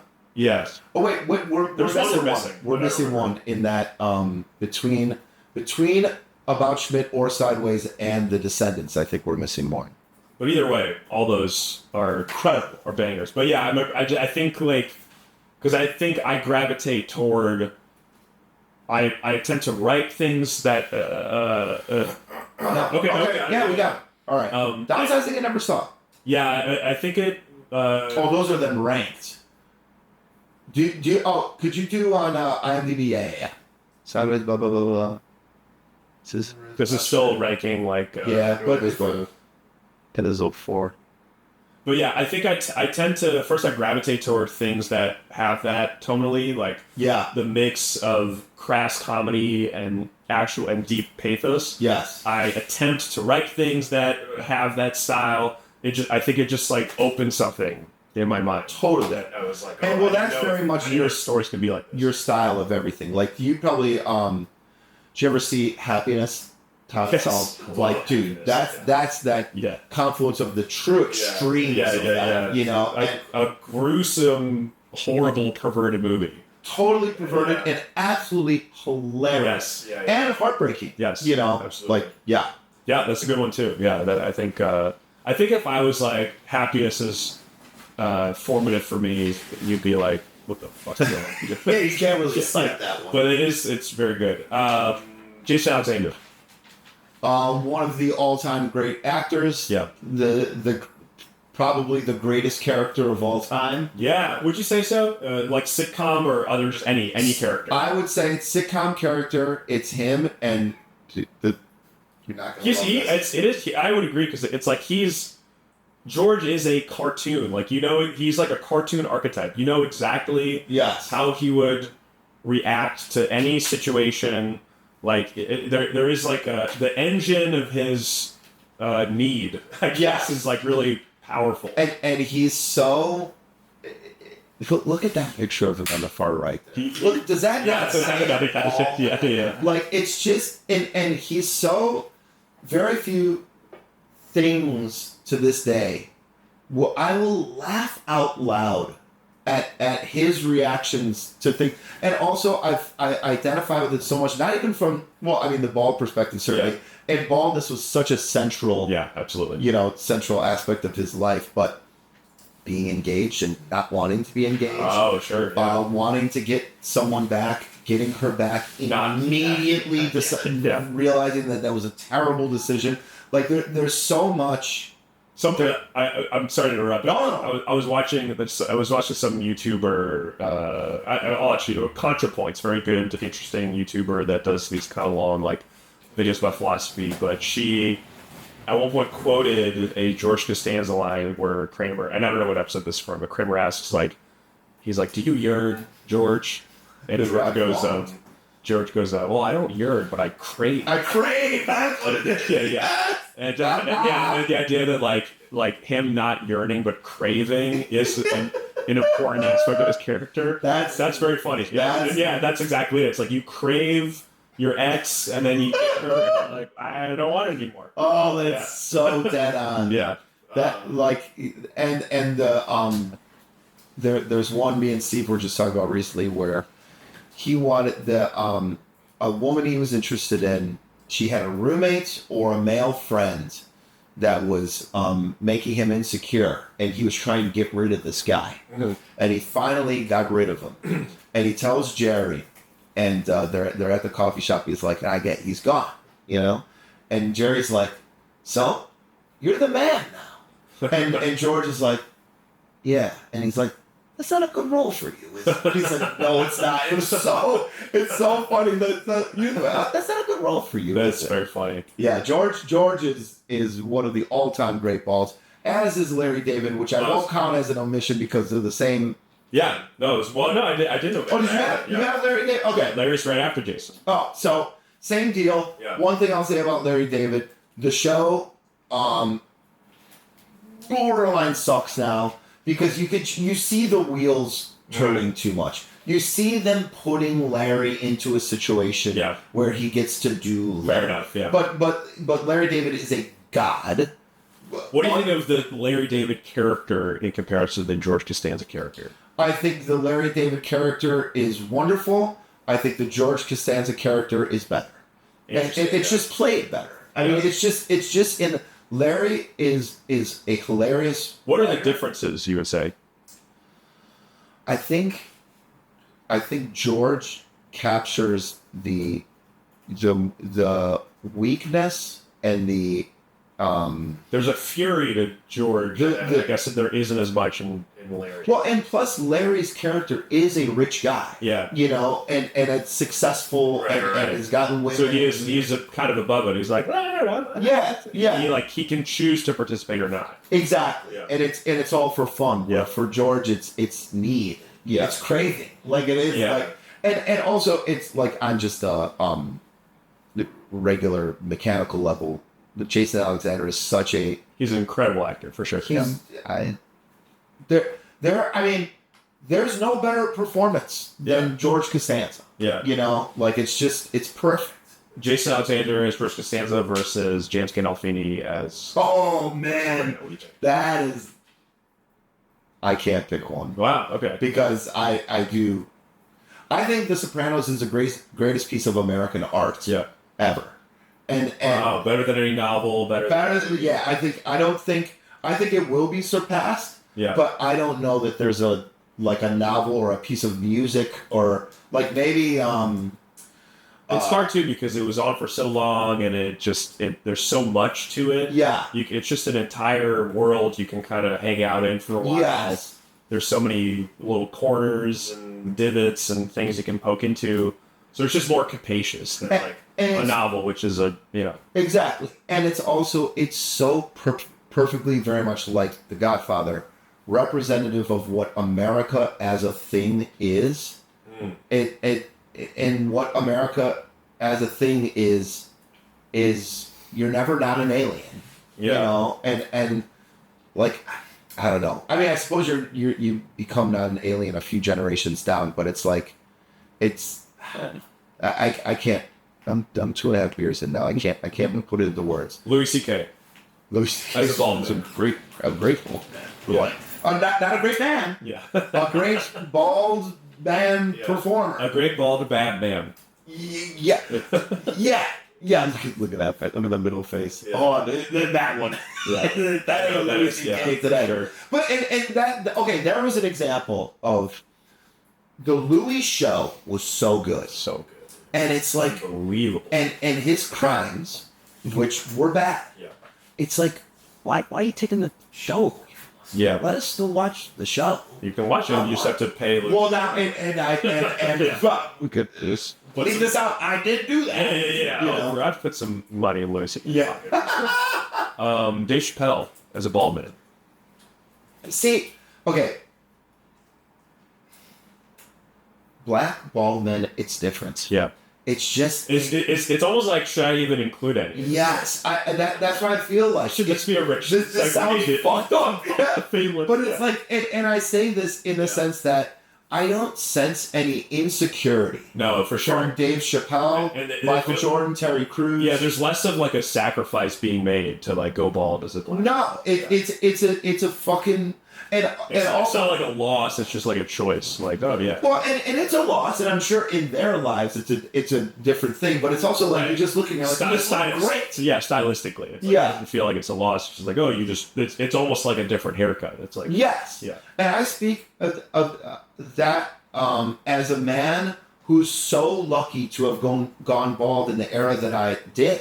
Because, bro, if I was born in 1950, I look like fucking Allen Ginsberg now. You know, like you'd have like you didn't shave your head. Yeah. You just sat in it. Oh, you know, that's like like you saw that picture when Stockholm. Your hair just grew like an abandoned garden. Yeah, and there was nothing to be done there other than a comb over. That's so funny.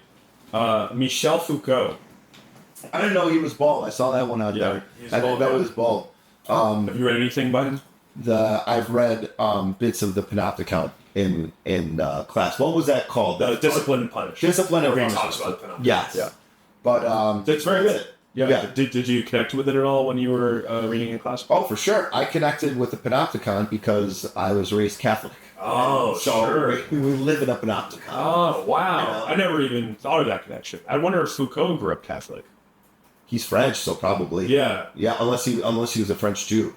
Because almost every non-Jewish or non-Muslim, right, it's pretty, they're fucking Catholic. Yeah. Also, maybe that, you know. And I never made that connection until it came out of my mouth right now. But that was the inherent connection. I think the thing about Discipline and Punish and I remember being in college and people quoting it all the time and me being annoyed and being like, shut the fuck up, idiots. Or honestly, no, I was like, you guys are pretentious and you're pretending to be smarter than you are. But also, I was somewhat insecure because sure. Oh, it's still. And then I read it like 10 years later, and I was like, all right, you know, it took me some time and I had to kind of tangle through the prose a little bit, but I got something out of it. I think the connection between rehabilitating prisoners and like teachers quantifying your grades, which he makes, I found interesting. What's the quantifying your grades? Just the idea that like in post-Enlightenment Western societies turn toward kind of quantifying every aspect of the individual. You go through life, you get graded, you have a social security number, you have all these things about you that are not just like who you are internally, but also like what the state sees you as. Yeah. And the fact that he's drawing a line between that and like people in prison being made better is provocative and interesting. And being literally numbers. Yes. And also, I mean, that's the post-Enlightenment and post-Industrial Revolution where you have piecemeal and atomization, all that stuff. And I found it interesting, and I found it gave me stuff to chew on, and I do think it somewhat expanded the way I look at the world, or it shifted it in some way. And I don't know if I believe it wholeheartedly, and I wouldn't say like he nailed it exactly. And I would like to read more of his stuff because I think that's his essential theme, and he elaborates it across a bunch of different topics. Like he has a history of sexuality. He literally has a book called I think it's called The Order of Things, and it's more generally about the way that the sciences are separated. Physics, chemistry, biology, social sciences, anthropology, right? Like everything is sort of separated into component parts, and I guess the unity of life is split up into things that can be measured and classified. And I find that to be, I don't know, I find that provocative. That is provocative, because I think back to like what we were talking about before, in terms of like in high school and the bands and not knowing, like being into the stuff that nobody else knew and stuff. And so what I would crave, what I would search out was Q Magazine, NME Magazine, end of year lists. Give me lists. Yeah. And separate these things in order of what's best. And also, even today, like if I'm looking like some author or filmmaker or whatever, something that I want to check, that I've heard about and want to check out, I'll look up like Scott found with the fucking Alexander Payne. Oh. Give me the Alexander Payne movies ranked. Yes. What's the one that I need to start with, and then what's the next one I should watch? Yeah. Do you like go to Rotten Tomatoes a lot for movies that you're?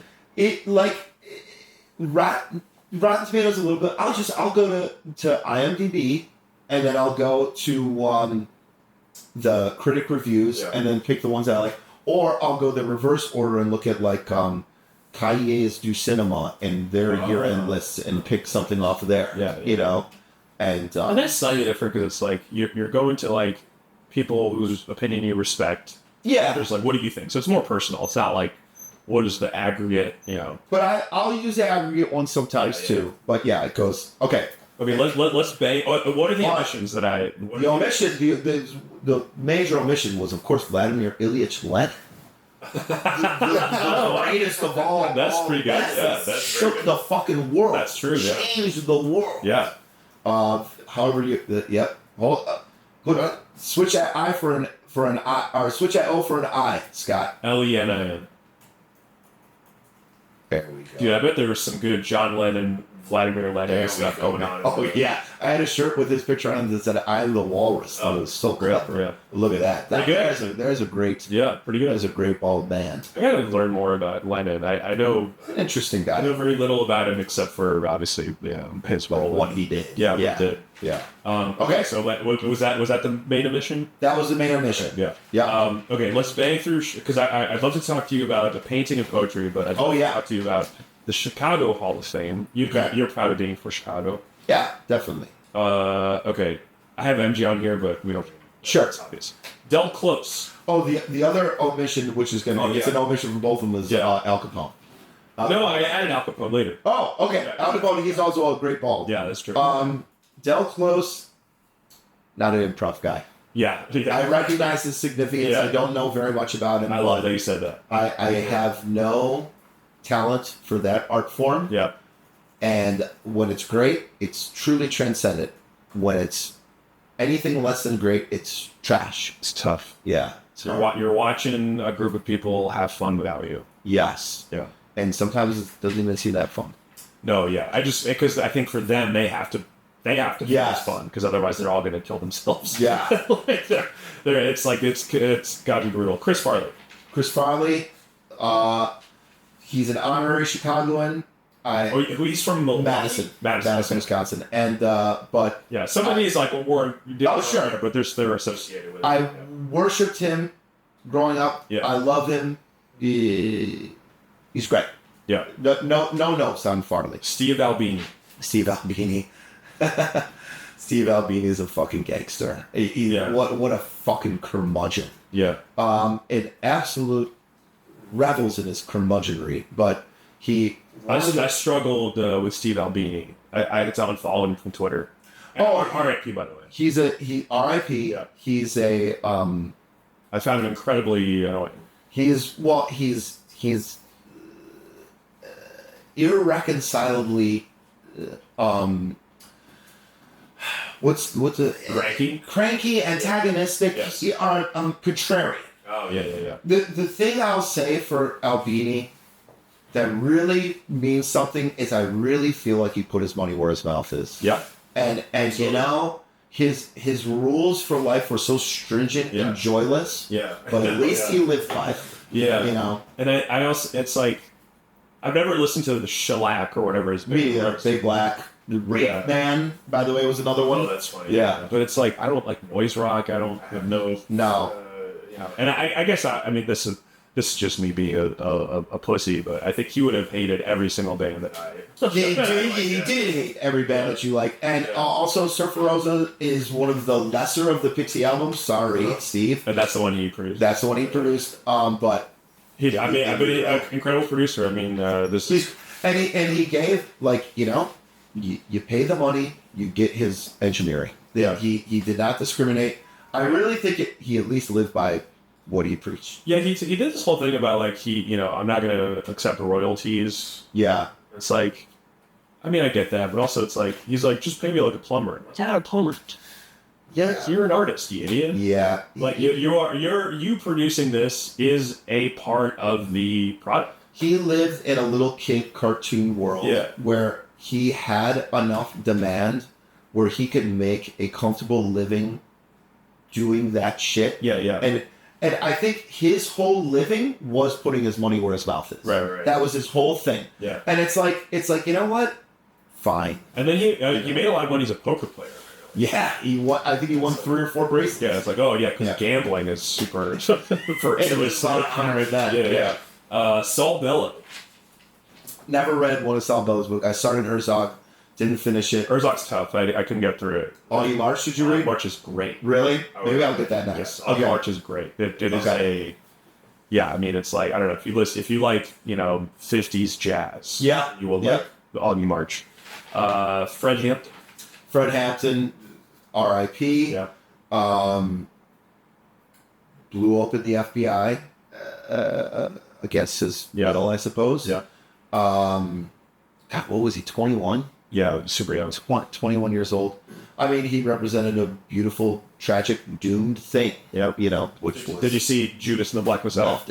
No. Yeah, my conversation bit was pretending that Martin Sheen was the main character.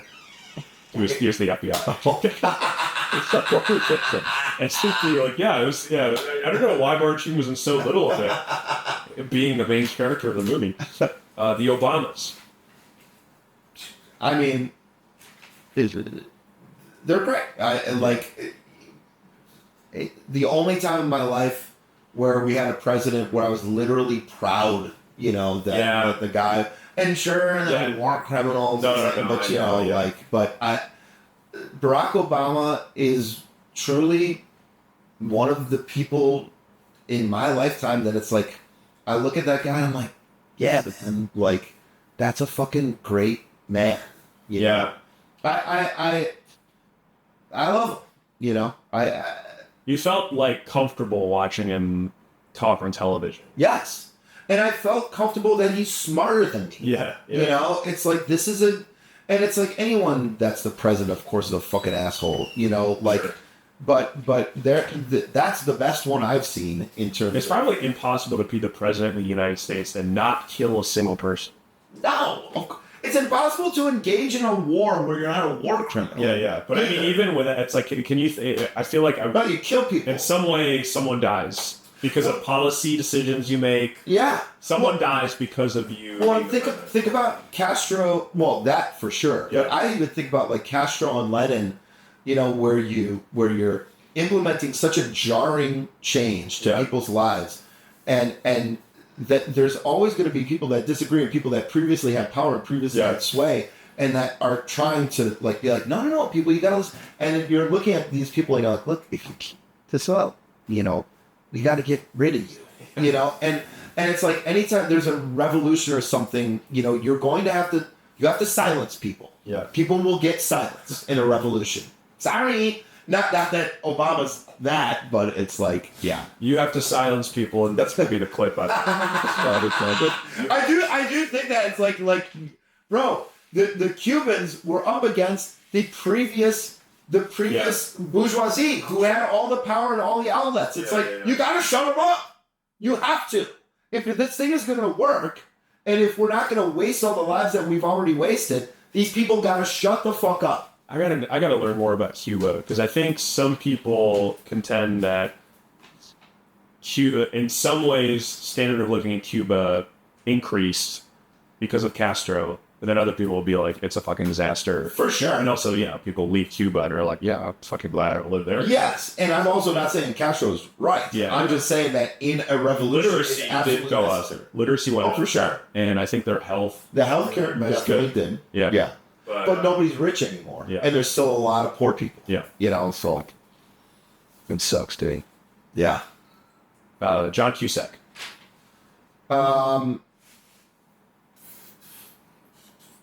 Funcher. He's a lifelong Cubs fan, and he tried to get into the skybox for when the White Sox won the World Series in 2005, and our owner Jerry Reinsdorf wouldn't let him in. Oh, that's hilarious. Which is very petty on the part of Reinsdorf, but is also very South Side. And I forget, are you a White Sox fan? Okay, yeah. And Cusack's fine. Yeah. High Fidelity was great. Didn't Jerry Reinsdorf's widow go to a Bulls game and they lived with her? That's Jared Krause. Yes, which was disgusting. Yeah. Yeah, I wholeheartedly found that abhorrent. You would not do a widow. No. And he also built the fucking Bulls. Yeah. That gave us the greatest team of all. Yeah, Krause got kind of railroaded in The Last Dance. Yes, and he was a railroad for many years. Yeah. He was persona non grata. Jordan and Pippen turned against him and made it very public and made him look very bad. And he probably did some. Yeah, he probably was an asshole in some ways, but he gave us the Bulls. What do you think of The Last Dance? Fantastic. and just what we needed at that time. You think it could have been maybe 4 hours shorter? I'm from Chicago, bro. It could have been 10 hours longer. Yeah. And plus, it was. Remember, it was the height of COVID. No. I know. We had nothing to do. It came at a great time. You know? Sure. Yeah. But I think I remember watching it and being, this is entertaining, and then thinking about it later, and then it was certainly too much. But I'm fluff. I'm sure. But and then I think I compared it to the other very long sports doc, which is OJ Made in America. It was like, I love that one though too. Of course, but I just mean it's like that one deserves to be that long. Yeah, and it is telling a true story about. I mean, it's just like it's everything. And a cultural transformation of our country. Yeah.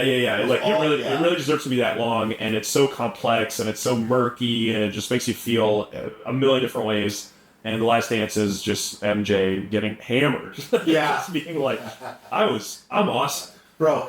How jaundiced were his eyes? It looked really fucked up. I mean, it's like I almost wish like he had been less involved, and so if there had been somewhat, I don't know, a more objective portrayal of him as a human. Because there was a great, I forget what it was. That's as objective as I've ever seen it.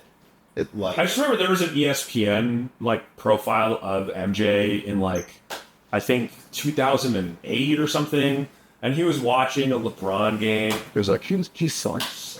Fucking still beat him, and it was just like about him being kind of grousing and being like, I don't know if I saw that one. And I just remember it was compelling, and it was like, dude, what happens when you're the greatest, and then you do no longer have the physical gifts? You age out of the physical gifts that allow you to be that great, but you still feel like you're the same guy. And that it was a very psychological, compelling thing that I think The Last Dance kind of approaches, but doesn't quite get because it was still too hagiographic. Yeah, exactly. And so many sports docs are like that. Yeah, I think so. I think it suffered from that. And I think, but incredibly entertaining. In my history as a person from Chicago, and the media coverage of him, it was the first thing because I don't think I saw what you're talking about. I'd like to see that. But it was the first thing that, like, really talked about the psychopathy necessary to be as good as he was. Yeah, and the episode that's all about, like, him winning the championship after his dad dies, and there's a long shot of him, like, weeping, holding a skirt. That was, like... Oh, yeah. That was very powerful. Yeah, that was very true. Okay, Tracy Letts. I saw that, and I'm like, Tracy Letts? Don't know. I know is he a playwright? He's a playwright and an actor, and he was part of the Steppenwolf Theater Company. Steppenwolf, okay. Yeah. And he's I mean, this is kind of a random pull, but he truly is one of my favorite actors. Really? Everything he's in, he's perfect. But he's also name a couple of them, because he's the dad.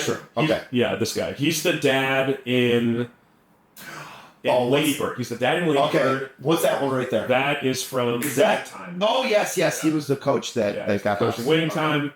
There was a bad HBO show that I watched that he was in that was really good. It's like, damn, I forget what it's called. It was about Sarah Jessica Parker and Tom Zane Church get divorced.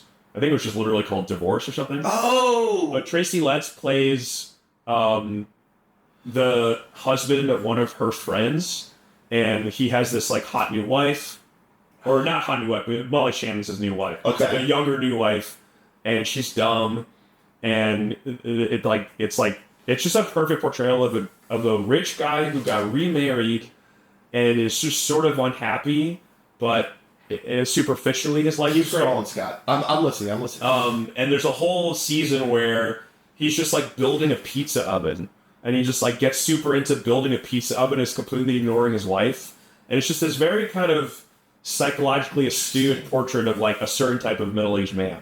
So I found really interesting. Okay, and I just love him. I'd be interested to watch that show. The show's not very good, but he's good at it. Every single thing I've seen him, and I know the name, and I know he's a Chicago guy. He's never jumped out at me, but I do like him. Yeah. He started Steppenwolf with one of my coworkers' dad. Oh. So it was him, Gary Sinise, and my coworker's dad. So I can't name, but yeah. So it's like I love that the Steppenwolf and Urban Theater, because we do have in Chicago a good theater system, but Tracy Letts. It was funny that he was in there because I'm like, I know him as a character actor, and I know he has more juice in Chicago. Yeah. But it's just like, I know he's a random pull. I just have. I like that you. I just kind of personally like him. Similar Steppenwolf connection. Michael Shannon. Love Michael Shannon. Yeah, incredible. He hangs out at Old Town Ale House in Old Town in Chicago, across the street from the what the fuck is it? There's a fucking comedy club, Zany's. Oh, okay. And on Wall Street. Shannon is incredible. Shannon in there you go. That's at Old Town Ale House right there. What an absolutely dark. He watched himself nominated for the Oscars. That's right. Yes, yeah. I remember that. He takes shelter. Yeah. What's that director's name? Mike Nichols. Wait, no, Jeff Nichols. Jeff Nichols. There you go. Mike Nichols is graduate. Yeah. Fantastic. Yeah. And Michael Shannon, it's like, dude, look at his fucking face. I know. He's an evil aura. Truly. And the face and the voice, he's a king. Love him. Chance the Rapper. He's fine. Yeah. Kanye. I'm a Kanye guy. Oh, there's one of my favorite problems. I can't believe I didn't put Kanye. There's a glaring omission. That is an absolute glaring omission. Yeah, Kanye's up there for sure. Kanye's fucking great. What do you think his last good album is? I think Yeezus is one of the great albums of all time. I love Yeezus. And I also think that's his last good album. I did like Life of Pablo. Oh, okay. Life of Pablo was good. That was like I remember when that came out. That came out right when I moved to New York, so I just remember. Okay. There's a connection to that for you. Okay, R. Kelly. I mean, and the music really wasn't my cup of tea anyway. When I was in college, Ignition remix. Yeah, it was everywhere, and I was sick to death of it. You know, I went to college. I think I went to college like 7 years after you did, and it was still on. Wow. Yeah. Well, that's a testament to the music. It's still around. Dude, I still hear R. Kelly now. Yeah. Like people. Well, and I mean in Chicago, like he's still very big, and it's like his music was just never my cup of tea. Yeah. Which is fine, but it was Jim DeRogatis was the journalist for I think Sun-Times. Yeah. That really broke that story, and he broke it a few times because nobody was listening. Yeah. And when you watch it, he's a bad, bad, unique evil person. And dude, you see that interview when he got up and started yelling with the interviewer at 60 Minutes or whatever? Oh, okay, it was scary. Yeah, like he's a piece of shit. Speaking of people with weird sex cults, Hugh Hefner. Oh yeah, what's my college too? Fucking douchebag. Yeah. I mean, like, we could wear a smoking jacket everywhere. Yeah. I think I studied philosophy in college. He did. Yeah, I actually just happened to read that recently. So, like, whatever. What's your alma mater? University of Illinois. Oh, okay. Yeah, Champaign. That's where Ebert went, I think. Yes, he's also from Urbana. Yeah. Yes, he's from there. The Chicago School of Economics. Well, on behalf of Chile and Argentina, I would say they were pretty fucking murderous, destructive, opportunistic, soulless pieces of shit. Okay, so I think I mean, and my dad's from Argentina, so I understand the history somewhat, but what's the specific connection between the free market economics propagated by the Chicago School and the dictatorial regimes? Because I know the CIA was involved, but it's like, where would you draw the connection exactly? It was the fighting communism. It was I guess was it fighting communism? It was they supported real quick. I read Shock Doctrine 15 years ago. Yeah. Okay. Is that Naomi Klein? Yes. Yeah. And that was about predominantly Chile and the Chicago Boys' support of the Pinochet regime. And I think it was... So, let me just state right now, I'm not going to know what the fuck I'm talking about. You're 4 beers in. Yeah. But I also... If I was 0 beers in, I would not know. but it was they saw an opportunity to that was bad opportunity. They saw an opportunity to use this theoretical thought that they had and implement it in a country that was in like disarray. Yeah.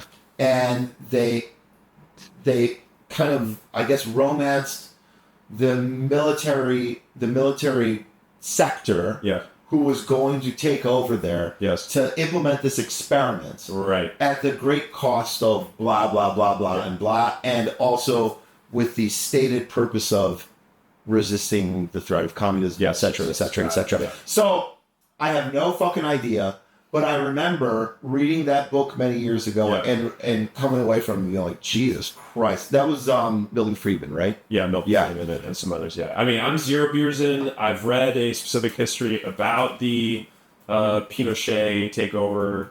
My mother was, in fact, in Chile when it happened. Really? She was a left-wing activist. She was briefly imprisoned in a soccer stadium in Chile, and she got out. Holy shit, man. But anyway, which is all to say I should know way more about this.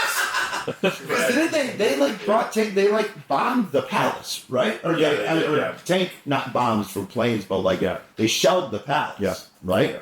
Holy Christ. I should know more. I should be able to rattle off some. I think I'm pretty smart, but I have incredibly poor retention of facts. Dude. 100% the same. I read a book and I'll be like, what was anything in there? 100%. And what I'm trying to do... Oh, well done, Scott. What I'm trying to do is... You might as well be at a party. You'll read a book and be like, what's one thing I can tell people? No, not even that. Yeah. But I probably I've told you that as well. But now my thing is, it's about the enjoyment of the process of reading. That's nice. And you don't need to take anything away necessarily. What, are you take a test? What are you getting to drink 4 beers on a podcast that be asked about this? I think that's right. I think that's absolutely right. And I enjoy it. Every time I read a book like that, I enjoy it. I think I'm learning, and maybe I am in some subconscious way. Roger Ebert. Love him. Yeah, I love him too. Absolutely adore him. Loved his writing. Felt I had very similar taste to him. Yeah. With the exception of some, I remember. Sometimes 4 stars that one. But or sometimes we'll hate a movie that's yes. Yeah. But I really loved Roger Ebert, and I loved his whole vibe. I loved he was a drinking carouser. Yeah. You know, and he ended up. Well, I wouldn't say he paid for it. He had salivary gland cancer. I don't think. It kind of ran into it. Yeah, but did you see the documentary about him? Life Itself. Yeah, beautiful. It was, and it's one of those things that make me feel bad about myself because what an ignominious and he was gross to look at. And I hated how repulsive, physically repulsive I was. Oh, turn it off! Yeah. Stop. I can't look at that. It's really, it's strange. Illness. Click it. Yeah, illness is and his is a debasing experience. And his especially. Yeah. Like Jesus Christ. But I'm a huge fan of Roger Ebert. Kind of related, Studs Terkel. Love Studs Terkel. I only read Division Street, which was about the division between, basically, Division Street used to divide the north and south side of Chicago, and about the differing experiences there. Studs Terkel is a guy that I haven't read much of, but was a symbol of all the things that I like, that I valued, especially as a younger guy. And also as I don't know, he just feels like the Chicago intellectual. Totally. So, but like a Mike Royko Chicago intellectual. Who's Mike Royko? I know that. He was a guy that was a journalist in Chicago and had a like an opinion column in the Sun-Times for many, many years. And he was very much like Terkel, where they were both left-wing guys with very that were very intelligent, but were sort of very for the working man and spoke the working man's language, but also were elevated. It was like that beautiful mix of those two things because they were both kids of immigrants. That's Royko, and but they were well-educated and great writers that retained the working class, not ethos per se, but the working class like value. Yeah, definitely. You know, and they're both of these guys are very representative of what your quintessential romantic Chicagoan is. Yes, yeah. You know, I would agree with that. Yeah, both with ugly, weird last names. Yeah. You know, immigrant. Yes. Yeah. East European immigrant last names. Stustergle's most famous book, I think, is Working. Yes. Yeah. Yes. Where he just interviews people about their jobs, including like prostitutes. Yes. Yeah. Working, Division Street, and there was another one about. There's one about The War. It might have been called The War. I can't remember. And there's one called Race. And in Race, I remember reading a little bit of it. He interviewed Emmett Till's mother, like right after Emmett Till died, and then like 30 years later. Really? And it's just like a chapter and I just remember reading that. Wow. Yeah, that was yeah. Al Capone. You talked about it before, but interesting. Both Al Capone and Michael Jordan are Chicago icons. yes, Both of them were born in my neighborhood in New York City, which is interesting. They're both from Fort Greene. Yeah. They were both born there, and Michael Jordan left when he was a baby. Yeah. Al Capone left, had to leave because he was like, I'm the end for the laws or something. Wonder what Fort Greene was like in both of those eras. Al Capone he was born by where the Navy Yard is. Yeah. So very lower class. Yeah, class. And I think the same thing with Jordan. But now it's like pretty fancy. Now it's super fancy. Yeah. Al Capone is another quintessential Chicagoan. Yeah. You know, if you subscribe to that romantic thing, where he was a problematic artist. Very problematic artist, but he saw a need. He exploited the need. He got fucking mad rich on it. And it didn't last very long at all. Like, he was in power for like 5 or 6 years. Yeah. You know, but he's an icon. Like, it's just like, he's one of those guys that's such an icon, you don't even know anything about him. I read a book about Al Capone. There's nothing, there's nobody knows anything about him. Yeah. There's a very simple-minded. I know the St. Valentine's Day massacre. I know that he got caught on tax evasion. Yeah. The only reason that he made as high as he did was because he was stupid and he had no fear of anyone. So he killed the rivals. He just killed them. It is good to be stupid. Yeah, in that industry. In that industry, in that era, like, the bullheadedness is what got him by, you know. Are there any Chicago Hall of Famers that I missed? I'm sure there are, but you know, I was trying to think of this on the earlier today, and I was like, you know what? I'm not gonna Google famous people from Chicago because they were gonna defeat Eddie Vedder. Oh, you know, he was born here or there. And then I also tried to think of Dennis Farina, Dennis Franz. That is some great Chicago guys. Yeah.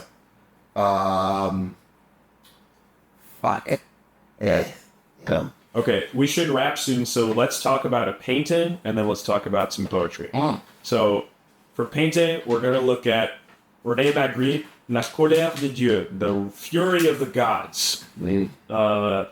So, if you're listening to this, you should watch it on YouTube, because you can see what the painting is. But there's a link to it in the description of the episode. I've seen this.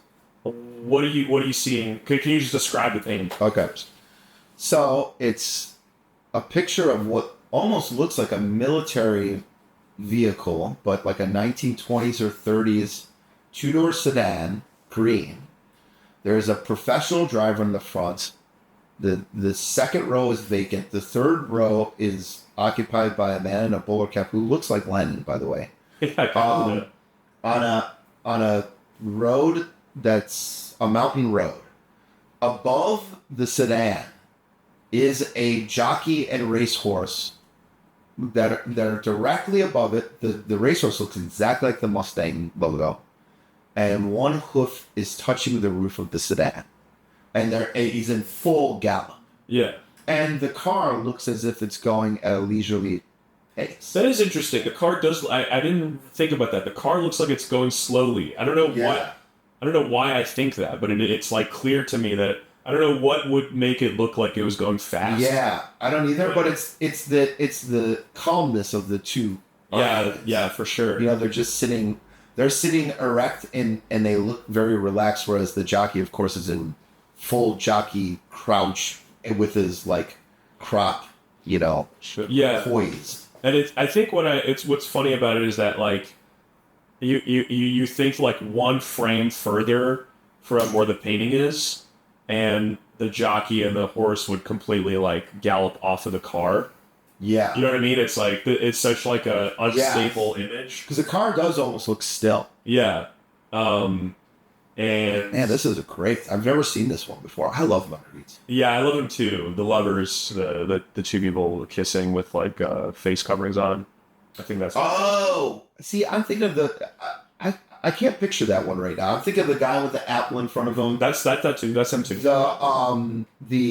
There's one where it's like there's someone that looks that I think someone's dead in a room, and there's like 3 detectives in kind of bowler hats like that. Oh, that's cool. But this one's really fucking great. What do you think this is saying? Okay, I was thinking about that. The fury of the gods, because so like the modernity. Yeah, right. The obvious contrast is like the horse in the car. Yeah. But the horse is not. But it's not like a horse transporting someone. It's it's a racehorse that is ostensibly in the same era as the car. Yeah. So I feel like it's kind of like this thing where maybe modernity makes us not infantilize, but like nostalgize our old ways of living. Where the only way we can like access them is through some entertainment. Yeah, it's some sort of cynical entertainment. Like the horse is no longer functioning, serving a purpose anymore at all. Not a real purpose. But why? But how is that the fury of the gods? Yeah, I don't know. Yeah, right. What are the gods furious at? Yeah, and how are they? And how are they? How are they expressing their fury? Because you look at this, it's like, well, everyone seems fine. Yeah, it's very calm. It's got muted colors, muted green, everything's kind of green. Yeah, it is. Except for the background. The background's more like beige. But even the horse is green. Yeah, everything is green. Yeah. So there's your money. But was French money green? I don't know. Because I don't know, like, I feel like that green is an American thing. I don't know. Yeah, all money. Yeah, other monies are not always green. The only or envy. I have, thank you, of course, envy for sure. The only thought I have, which is incredibly stupid, is that if the painting were reversed, it would just be about a guy killing somebody with his car. Just the horse on bottom is just like a guy like running over a kind of horse. So, but I mean, even that though, you could reverse it and it wouldn't be running over because this is clearly not realistic. You're not supposed to take the horse as actually being on top of that. Yeah, because it's impossible. It feels like an Einstein thought experiment about relativity. A race horse on top of a train and how fast is it moving or whatever. Like, there's this is really good. This image resists interpretation for me. Yeah, where I just find it to be visually striking. And all the images look like postage stamps in some way. Like there's a real simplicity to it. Yeah, it's very kind of like homegrown. I guess I just go back to that thing I said, which is like it's just a very unstable image. Yes, it's like how do you pick these? How'd you pick this? This, honestly, I follow a subreddit called R Museum. Okay, paintings come up and people will just be like, "Oh, here's this painting." And I think often I just rely on that because if I try not to do too much like I try not to overthink what paintings I'll use because you can just look forever. Well, sure. And I try to somehow match. So just something just popped like this was just like that's cool. This is really cool. I like this one a lot. Yeah, I'm glad you do. Yeah. Do you have anything? Do you have anything else you want to say about it? No. I do think it resists interpretation, but in a fun way. It's just a bunch of questions. Nice. And here's what I'll say about this, and then we can, because I know you're probably crushed for time. That this is the beauty of things like this. You go to a museum, yes. You look at a painting, you're like, okay, that strikes me or it doesn't.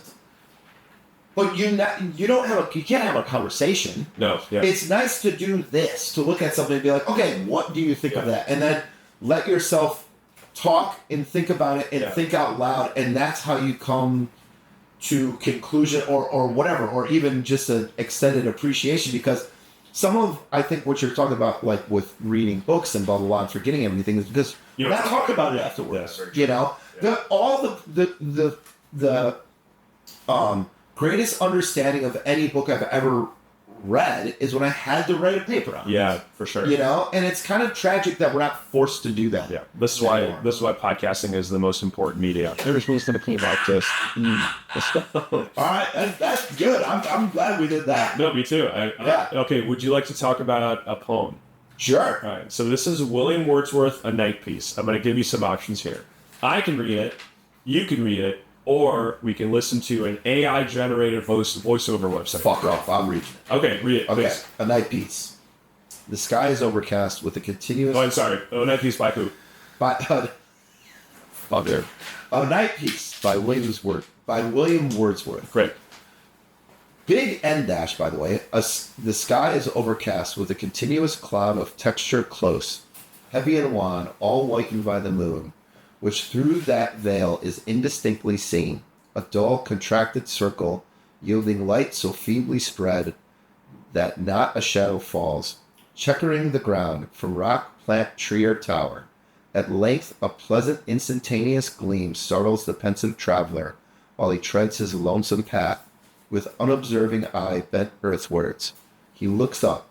The clouds are split asunder, and above his head he sees the clear moon and the glory of the heavens. There, in a black-blue vault she sails along, followed by multitudes of stars that, small and sharp and bright, along the dark abyss drives as she drives.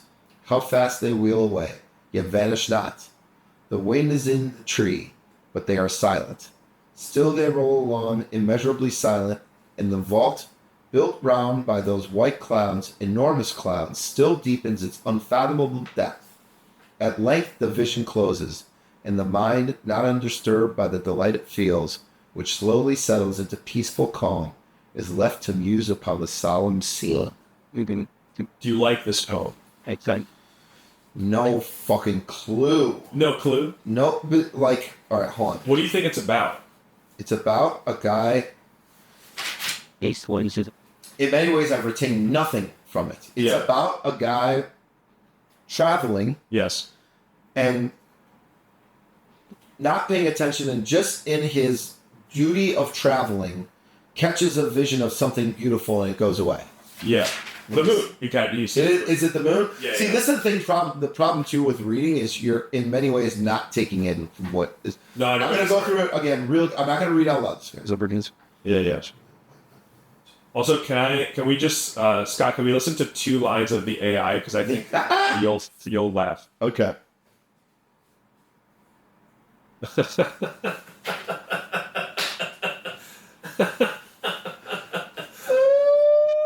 Okay, thank you, Scott.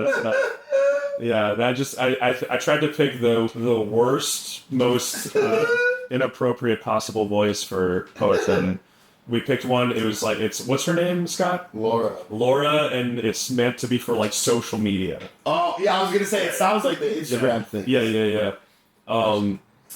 Yeah. So he sees the moon, and all of a sudden he sees the glory of the heavens, and he observes them, and then at length the vision closes. So it's like he has this kind of transporting vision of the moon and the heavens and the stars and the vault of the sky. And then I love the mind not undisturbed by the delight it feels. Yeah, that's counterintuitive. It's like, why would you be disturbed by that? You know what that feels like, which I just happen to be reading right now, is Madame Bovary. Yeah. Where it's like the delight that she feels in reading romances and all this art disturbs her. That's true. It does. You know, and it is like that's so. When women read, fucking A. You heard? But it kind of like it. You see this beautiful thing. It's like, you know, I was thinking. Okay, this is gonna sound so stoner. Yeah. I started reading. I wish you were like 3 more beers in. And by the way, I think I'm just thinking out loud. I think what I'll do with this show in the future is start with softball questions that guests more and more drunk. Yeah. And then ask them harder and harder questions. Bro, if we were talking about my engagement now, oh yeah, we'd be here until midnight. But then, like, I was reading the Proust's In Search of Lost Time. Right? Yes. And I had this kind of vision where it's like, you know, all of our memories are these pages that are fluttering away. Yeah. You know, and sometimes we try to grab them, whether to just think of them or, in Proust's case, to write about them or any art. But they're fluttering away. Yes. You can't grab them. You can't have them, and it's infuriating and it's disturbing. And so it's like this thing. I kind of see that where it's like you see this beautiful thing, and there's something disturbing about the fact that you can never explain it. Yes. You can never re-see it. You can never recreate it for anyone. Yeah. And William Wordsworth, of course, probably one of the most qualified of all time to recreate it. Yeah. But he can do his best, but he still can't do it. And there's still so many things that are, And I like that there's something somewhat unspeakable about whatever this guy experiences, even though it's literally rendered in words and a verse, and it's quite beautifully written, and you do feel like you're there. But there is a experience beyond the experience that you have as a reader. yes, That's like whatever this guy happened to this guy, I can't access. cannot show it. Yeah, Yeah. I think I like that. I also this is well, it's not a small detail, but it's a subtle one, I suppose. But the fact that the vision is with a capital V. Yeah. At length, the vision closes, and that numinous, godlike quality, and also the moon is in capital M. I like that. Whenever anything capitalized, like the sun, capital S, whenever I see that, it like catches my attention. Yeah. Like, have you read Clara and the Sun? Yes. Yeah. So in that book by Shinichiro. in that book, every time Clara, who's like the AI, who's the robot narrating the book, she talks about the sun as this kind of holy thing because she's literally solar powered. Yes. So yes. And anyway, every time she talks about the sun with this kind of deity like quality, it moves me. Yeah. And this poem is doing the same thing. There was some fun repetition in here too. What was the there's White clouds, enormous clouds. enormous clouds, and there was one right before that too. But he's most bad with armchair and that looks at the clouds, goes why that things. What? I think it's possible that because you said when you were reading it, you said, but they were silent, still they roll along, immeasurably silent. Yes, that distant. Oh, well, that was exactly what it was. I didn't want to correct you because that would have disturbed the flow. But that was it. This is Wordsworth. Did he do? Immeasurably silent would also work there. Yeah, and yeah. Look, Yeah, could be. Yeah, I agree. He did the Nightingale one, right? No, the world is too much with us. Oh, like Wordsworth, I think, which was also, but yeah, I think very much the same thing, which is the world being our day-to-day lives are too much with us and distract us from the actual beauty of the world, the capital W. Oh yeah, the nature and the yeah. These guys are just walking through the woods and constantly having mushroom-like experiences of incredible connection with the universe. It's like us listening to fucking Dream Theater or Pulp when we were 15 years old. It's true. And have a bunch of extra bullshit. Me watching videos of guys shredding. Dude, I really do. Like, poetry is such a blind spot for me. Same. This is literally why I had to do this. That's good. That's because I did not connect with this stuff at all in my reading ever, and well, I'm going to force myself to. Yeah, that's great. And I really like Wordsworth. From the little I've read, I like that you have to tangle with his language a little bit. You absolutely do. He puts stuff, and the syntax is a little odd, and the verbs aren't where they normally are in spoken language, but it's comprehensible. It's not nonsense. Oh, certainly. But you could also read through that, yes, and understand every word, and not know what he's even. That's true. Not even know what you read.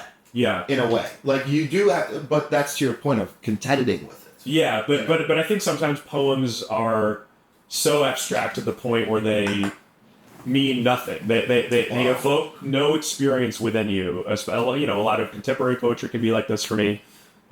This is this is like chewy. This is chewy. This is chewy. That's a what good way of putting it. But dude, I mean, have you ever? I've tried to read the poetry in the New Yorker. Yeah, I like every 5 weeks I try to read one. I don't know if I've even ever made it through one. Yeah, you know, like it's just. I think I should. I think one experiment for this show I'll do is I should have a poem that I don't like. Yeah, that'd be good. Because I think I could learn from what I don't like about it. Because often I have poems I'm like, well, I like this, so of course. Yeah. This was subway poetry. Do you ever look at the subway poetry? Like literally, they'll put like the things that those are often pretty bad. Yeah, I've never. Yeah, I've noticed them. I don't think anything's ever touched me. The only poetry I really liked was like the Wallace Stevens poems that professors explained to me. Yeah, and Bukowski poems because they were just short stories. We just did Bukowski last week. Oh, really? Yeah, dude, I love his poetry. Yeah. They're poetic, yeah, but they're merely narratives. And they're very comprehensible, very direct, you can follow the train of thought pretty clearly. What's your favorite line here? What jumps out to you as like the immeasurably silent thing was really, because that felt really musical to me. But no, it's definitely like the vision closes and the mind not undisturbed by the delight it feels, and a mind disturbed by the delight it feels. It's cool, provocative image. Yes, I mean, I guess the moment. I like that a lot. I think halfway through when it's like the thing happens where it's like, and above his head he sees the clear moon and the glory of the heavens. There, the black blue vault she sails along, followed by multitudes of stars that small and sharp and bright along the dark abyss drive as she drives. That is just like the idea of this curtain kind of opening and him being transported into this magical experience. It effectively communicates that. It makes me feel like that's happening to me. And that it's a moon sailing. Yeah, stars following. Yeah, that is nice.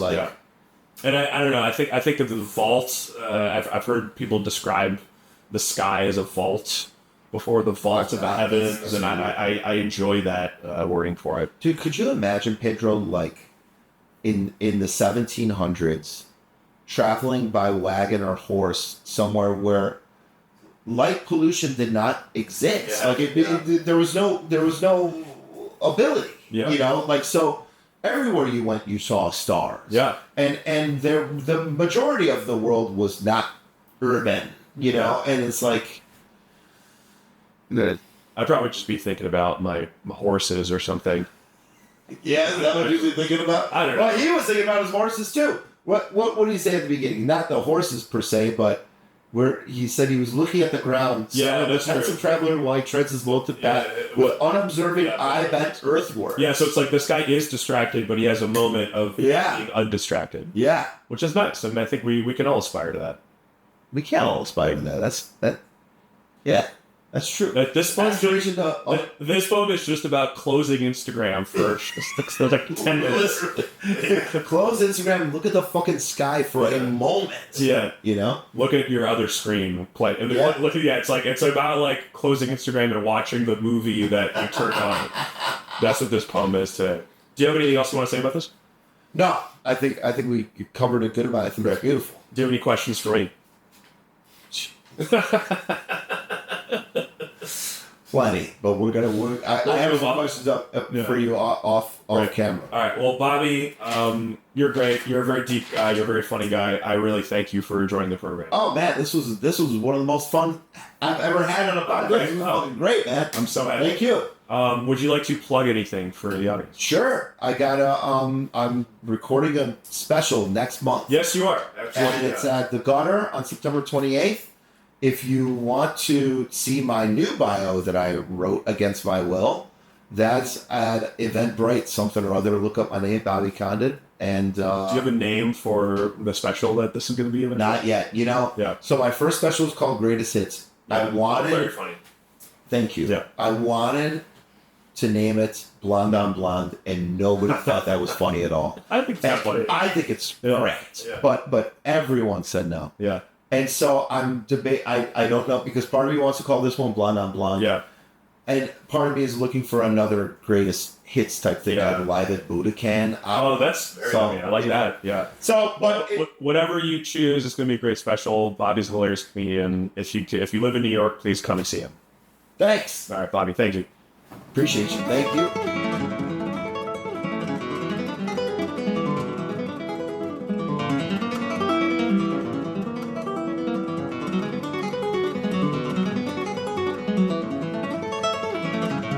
Hello, dear.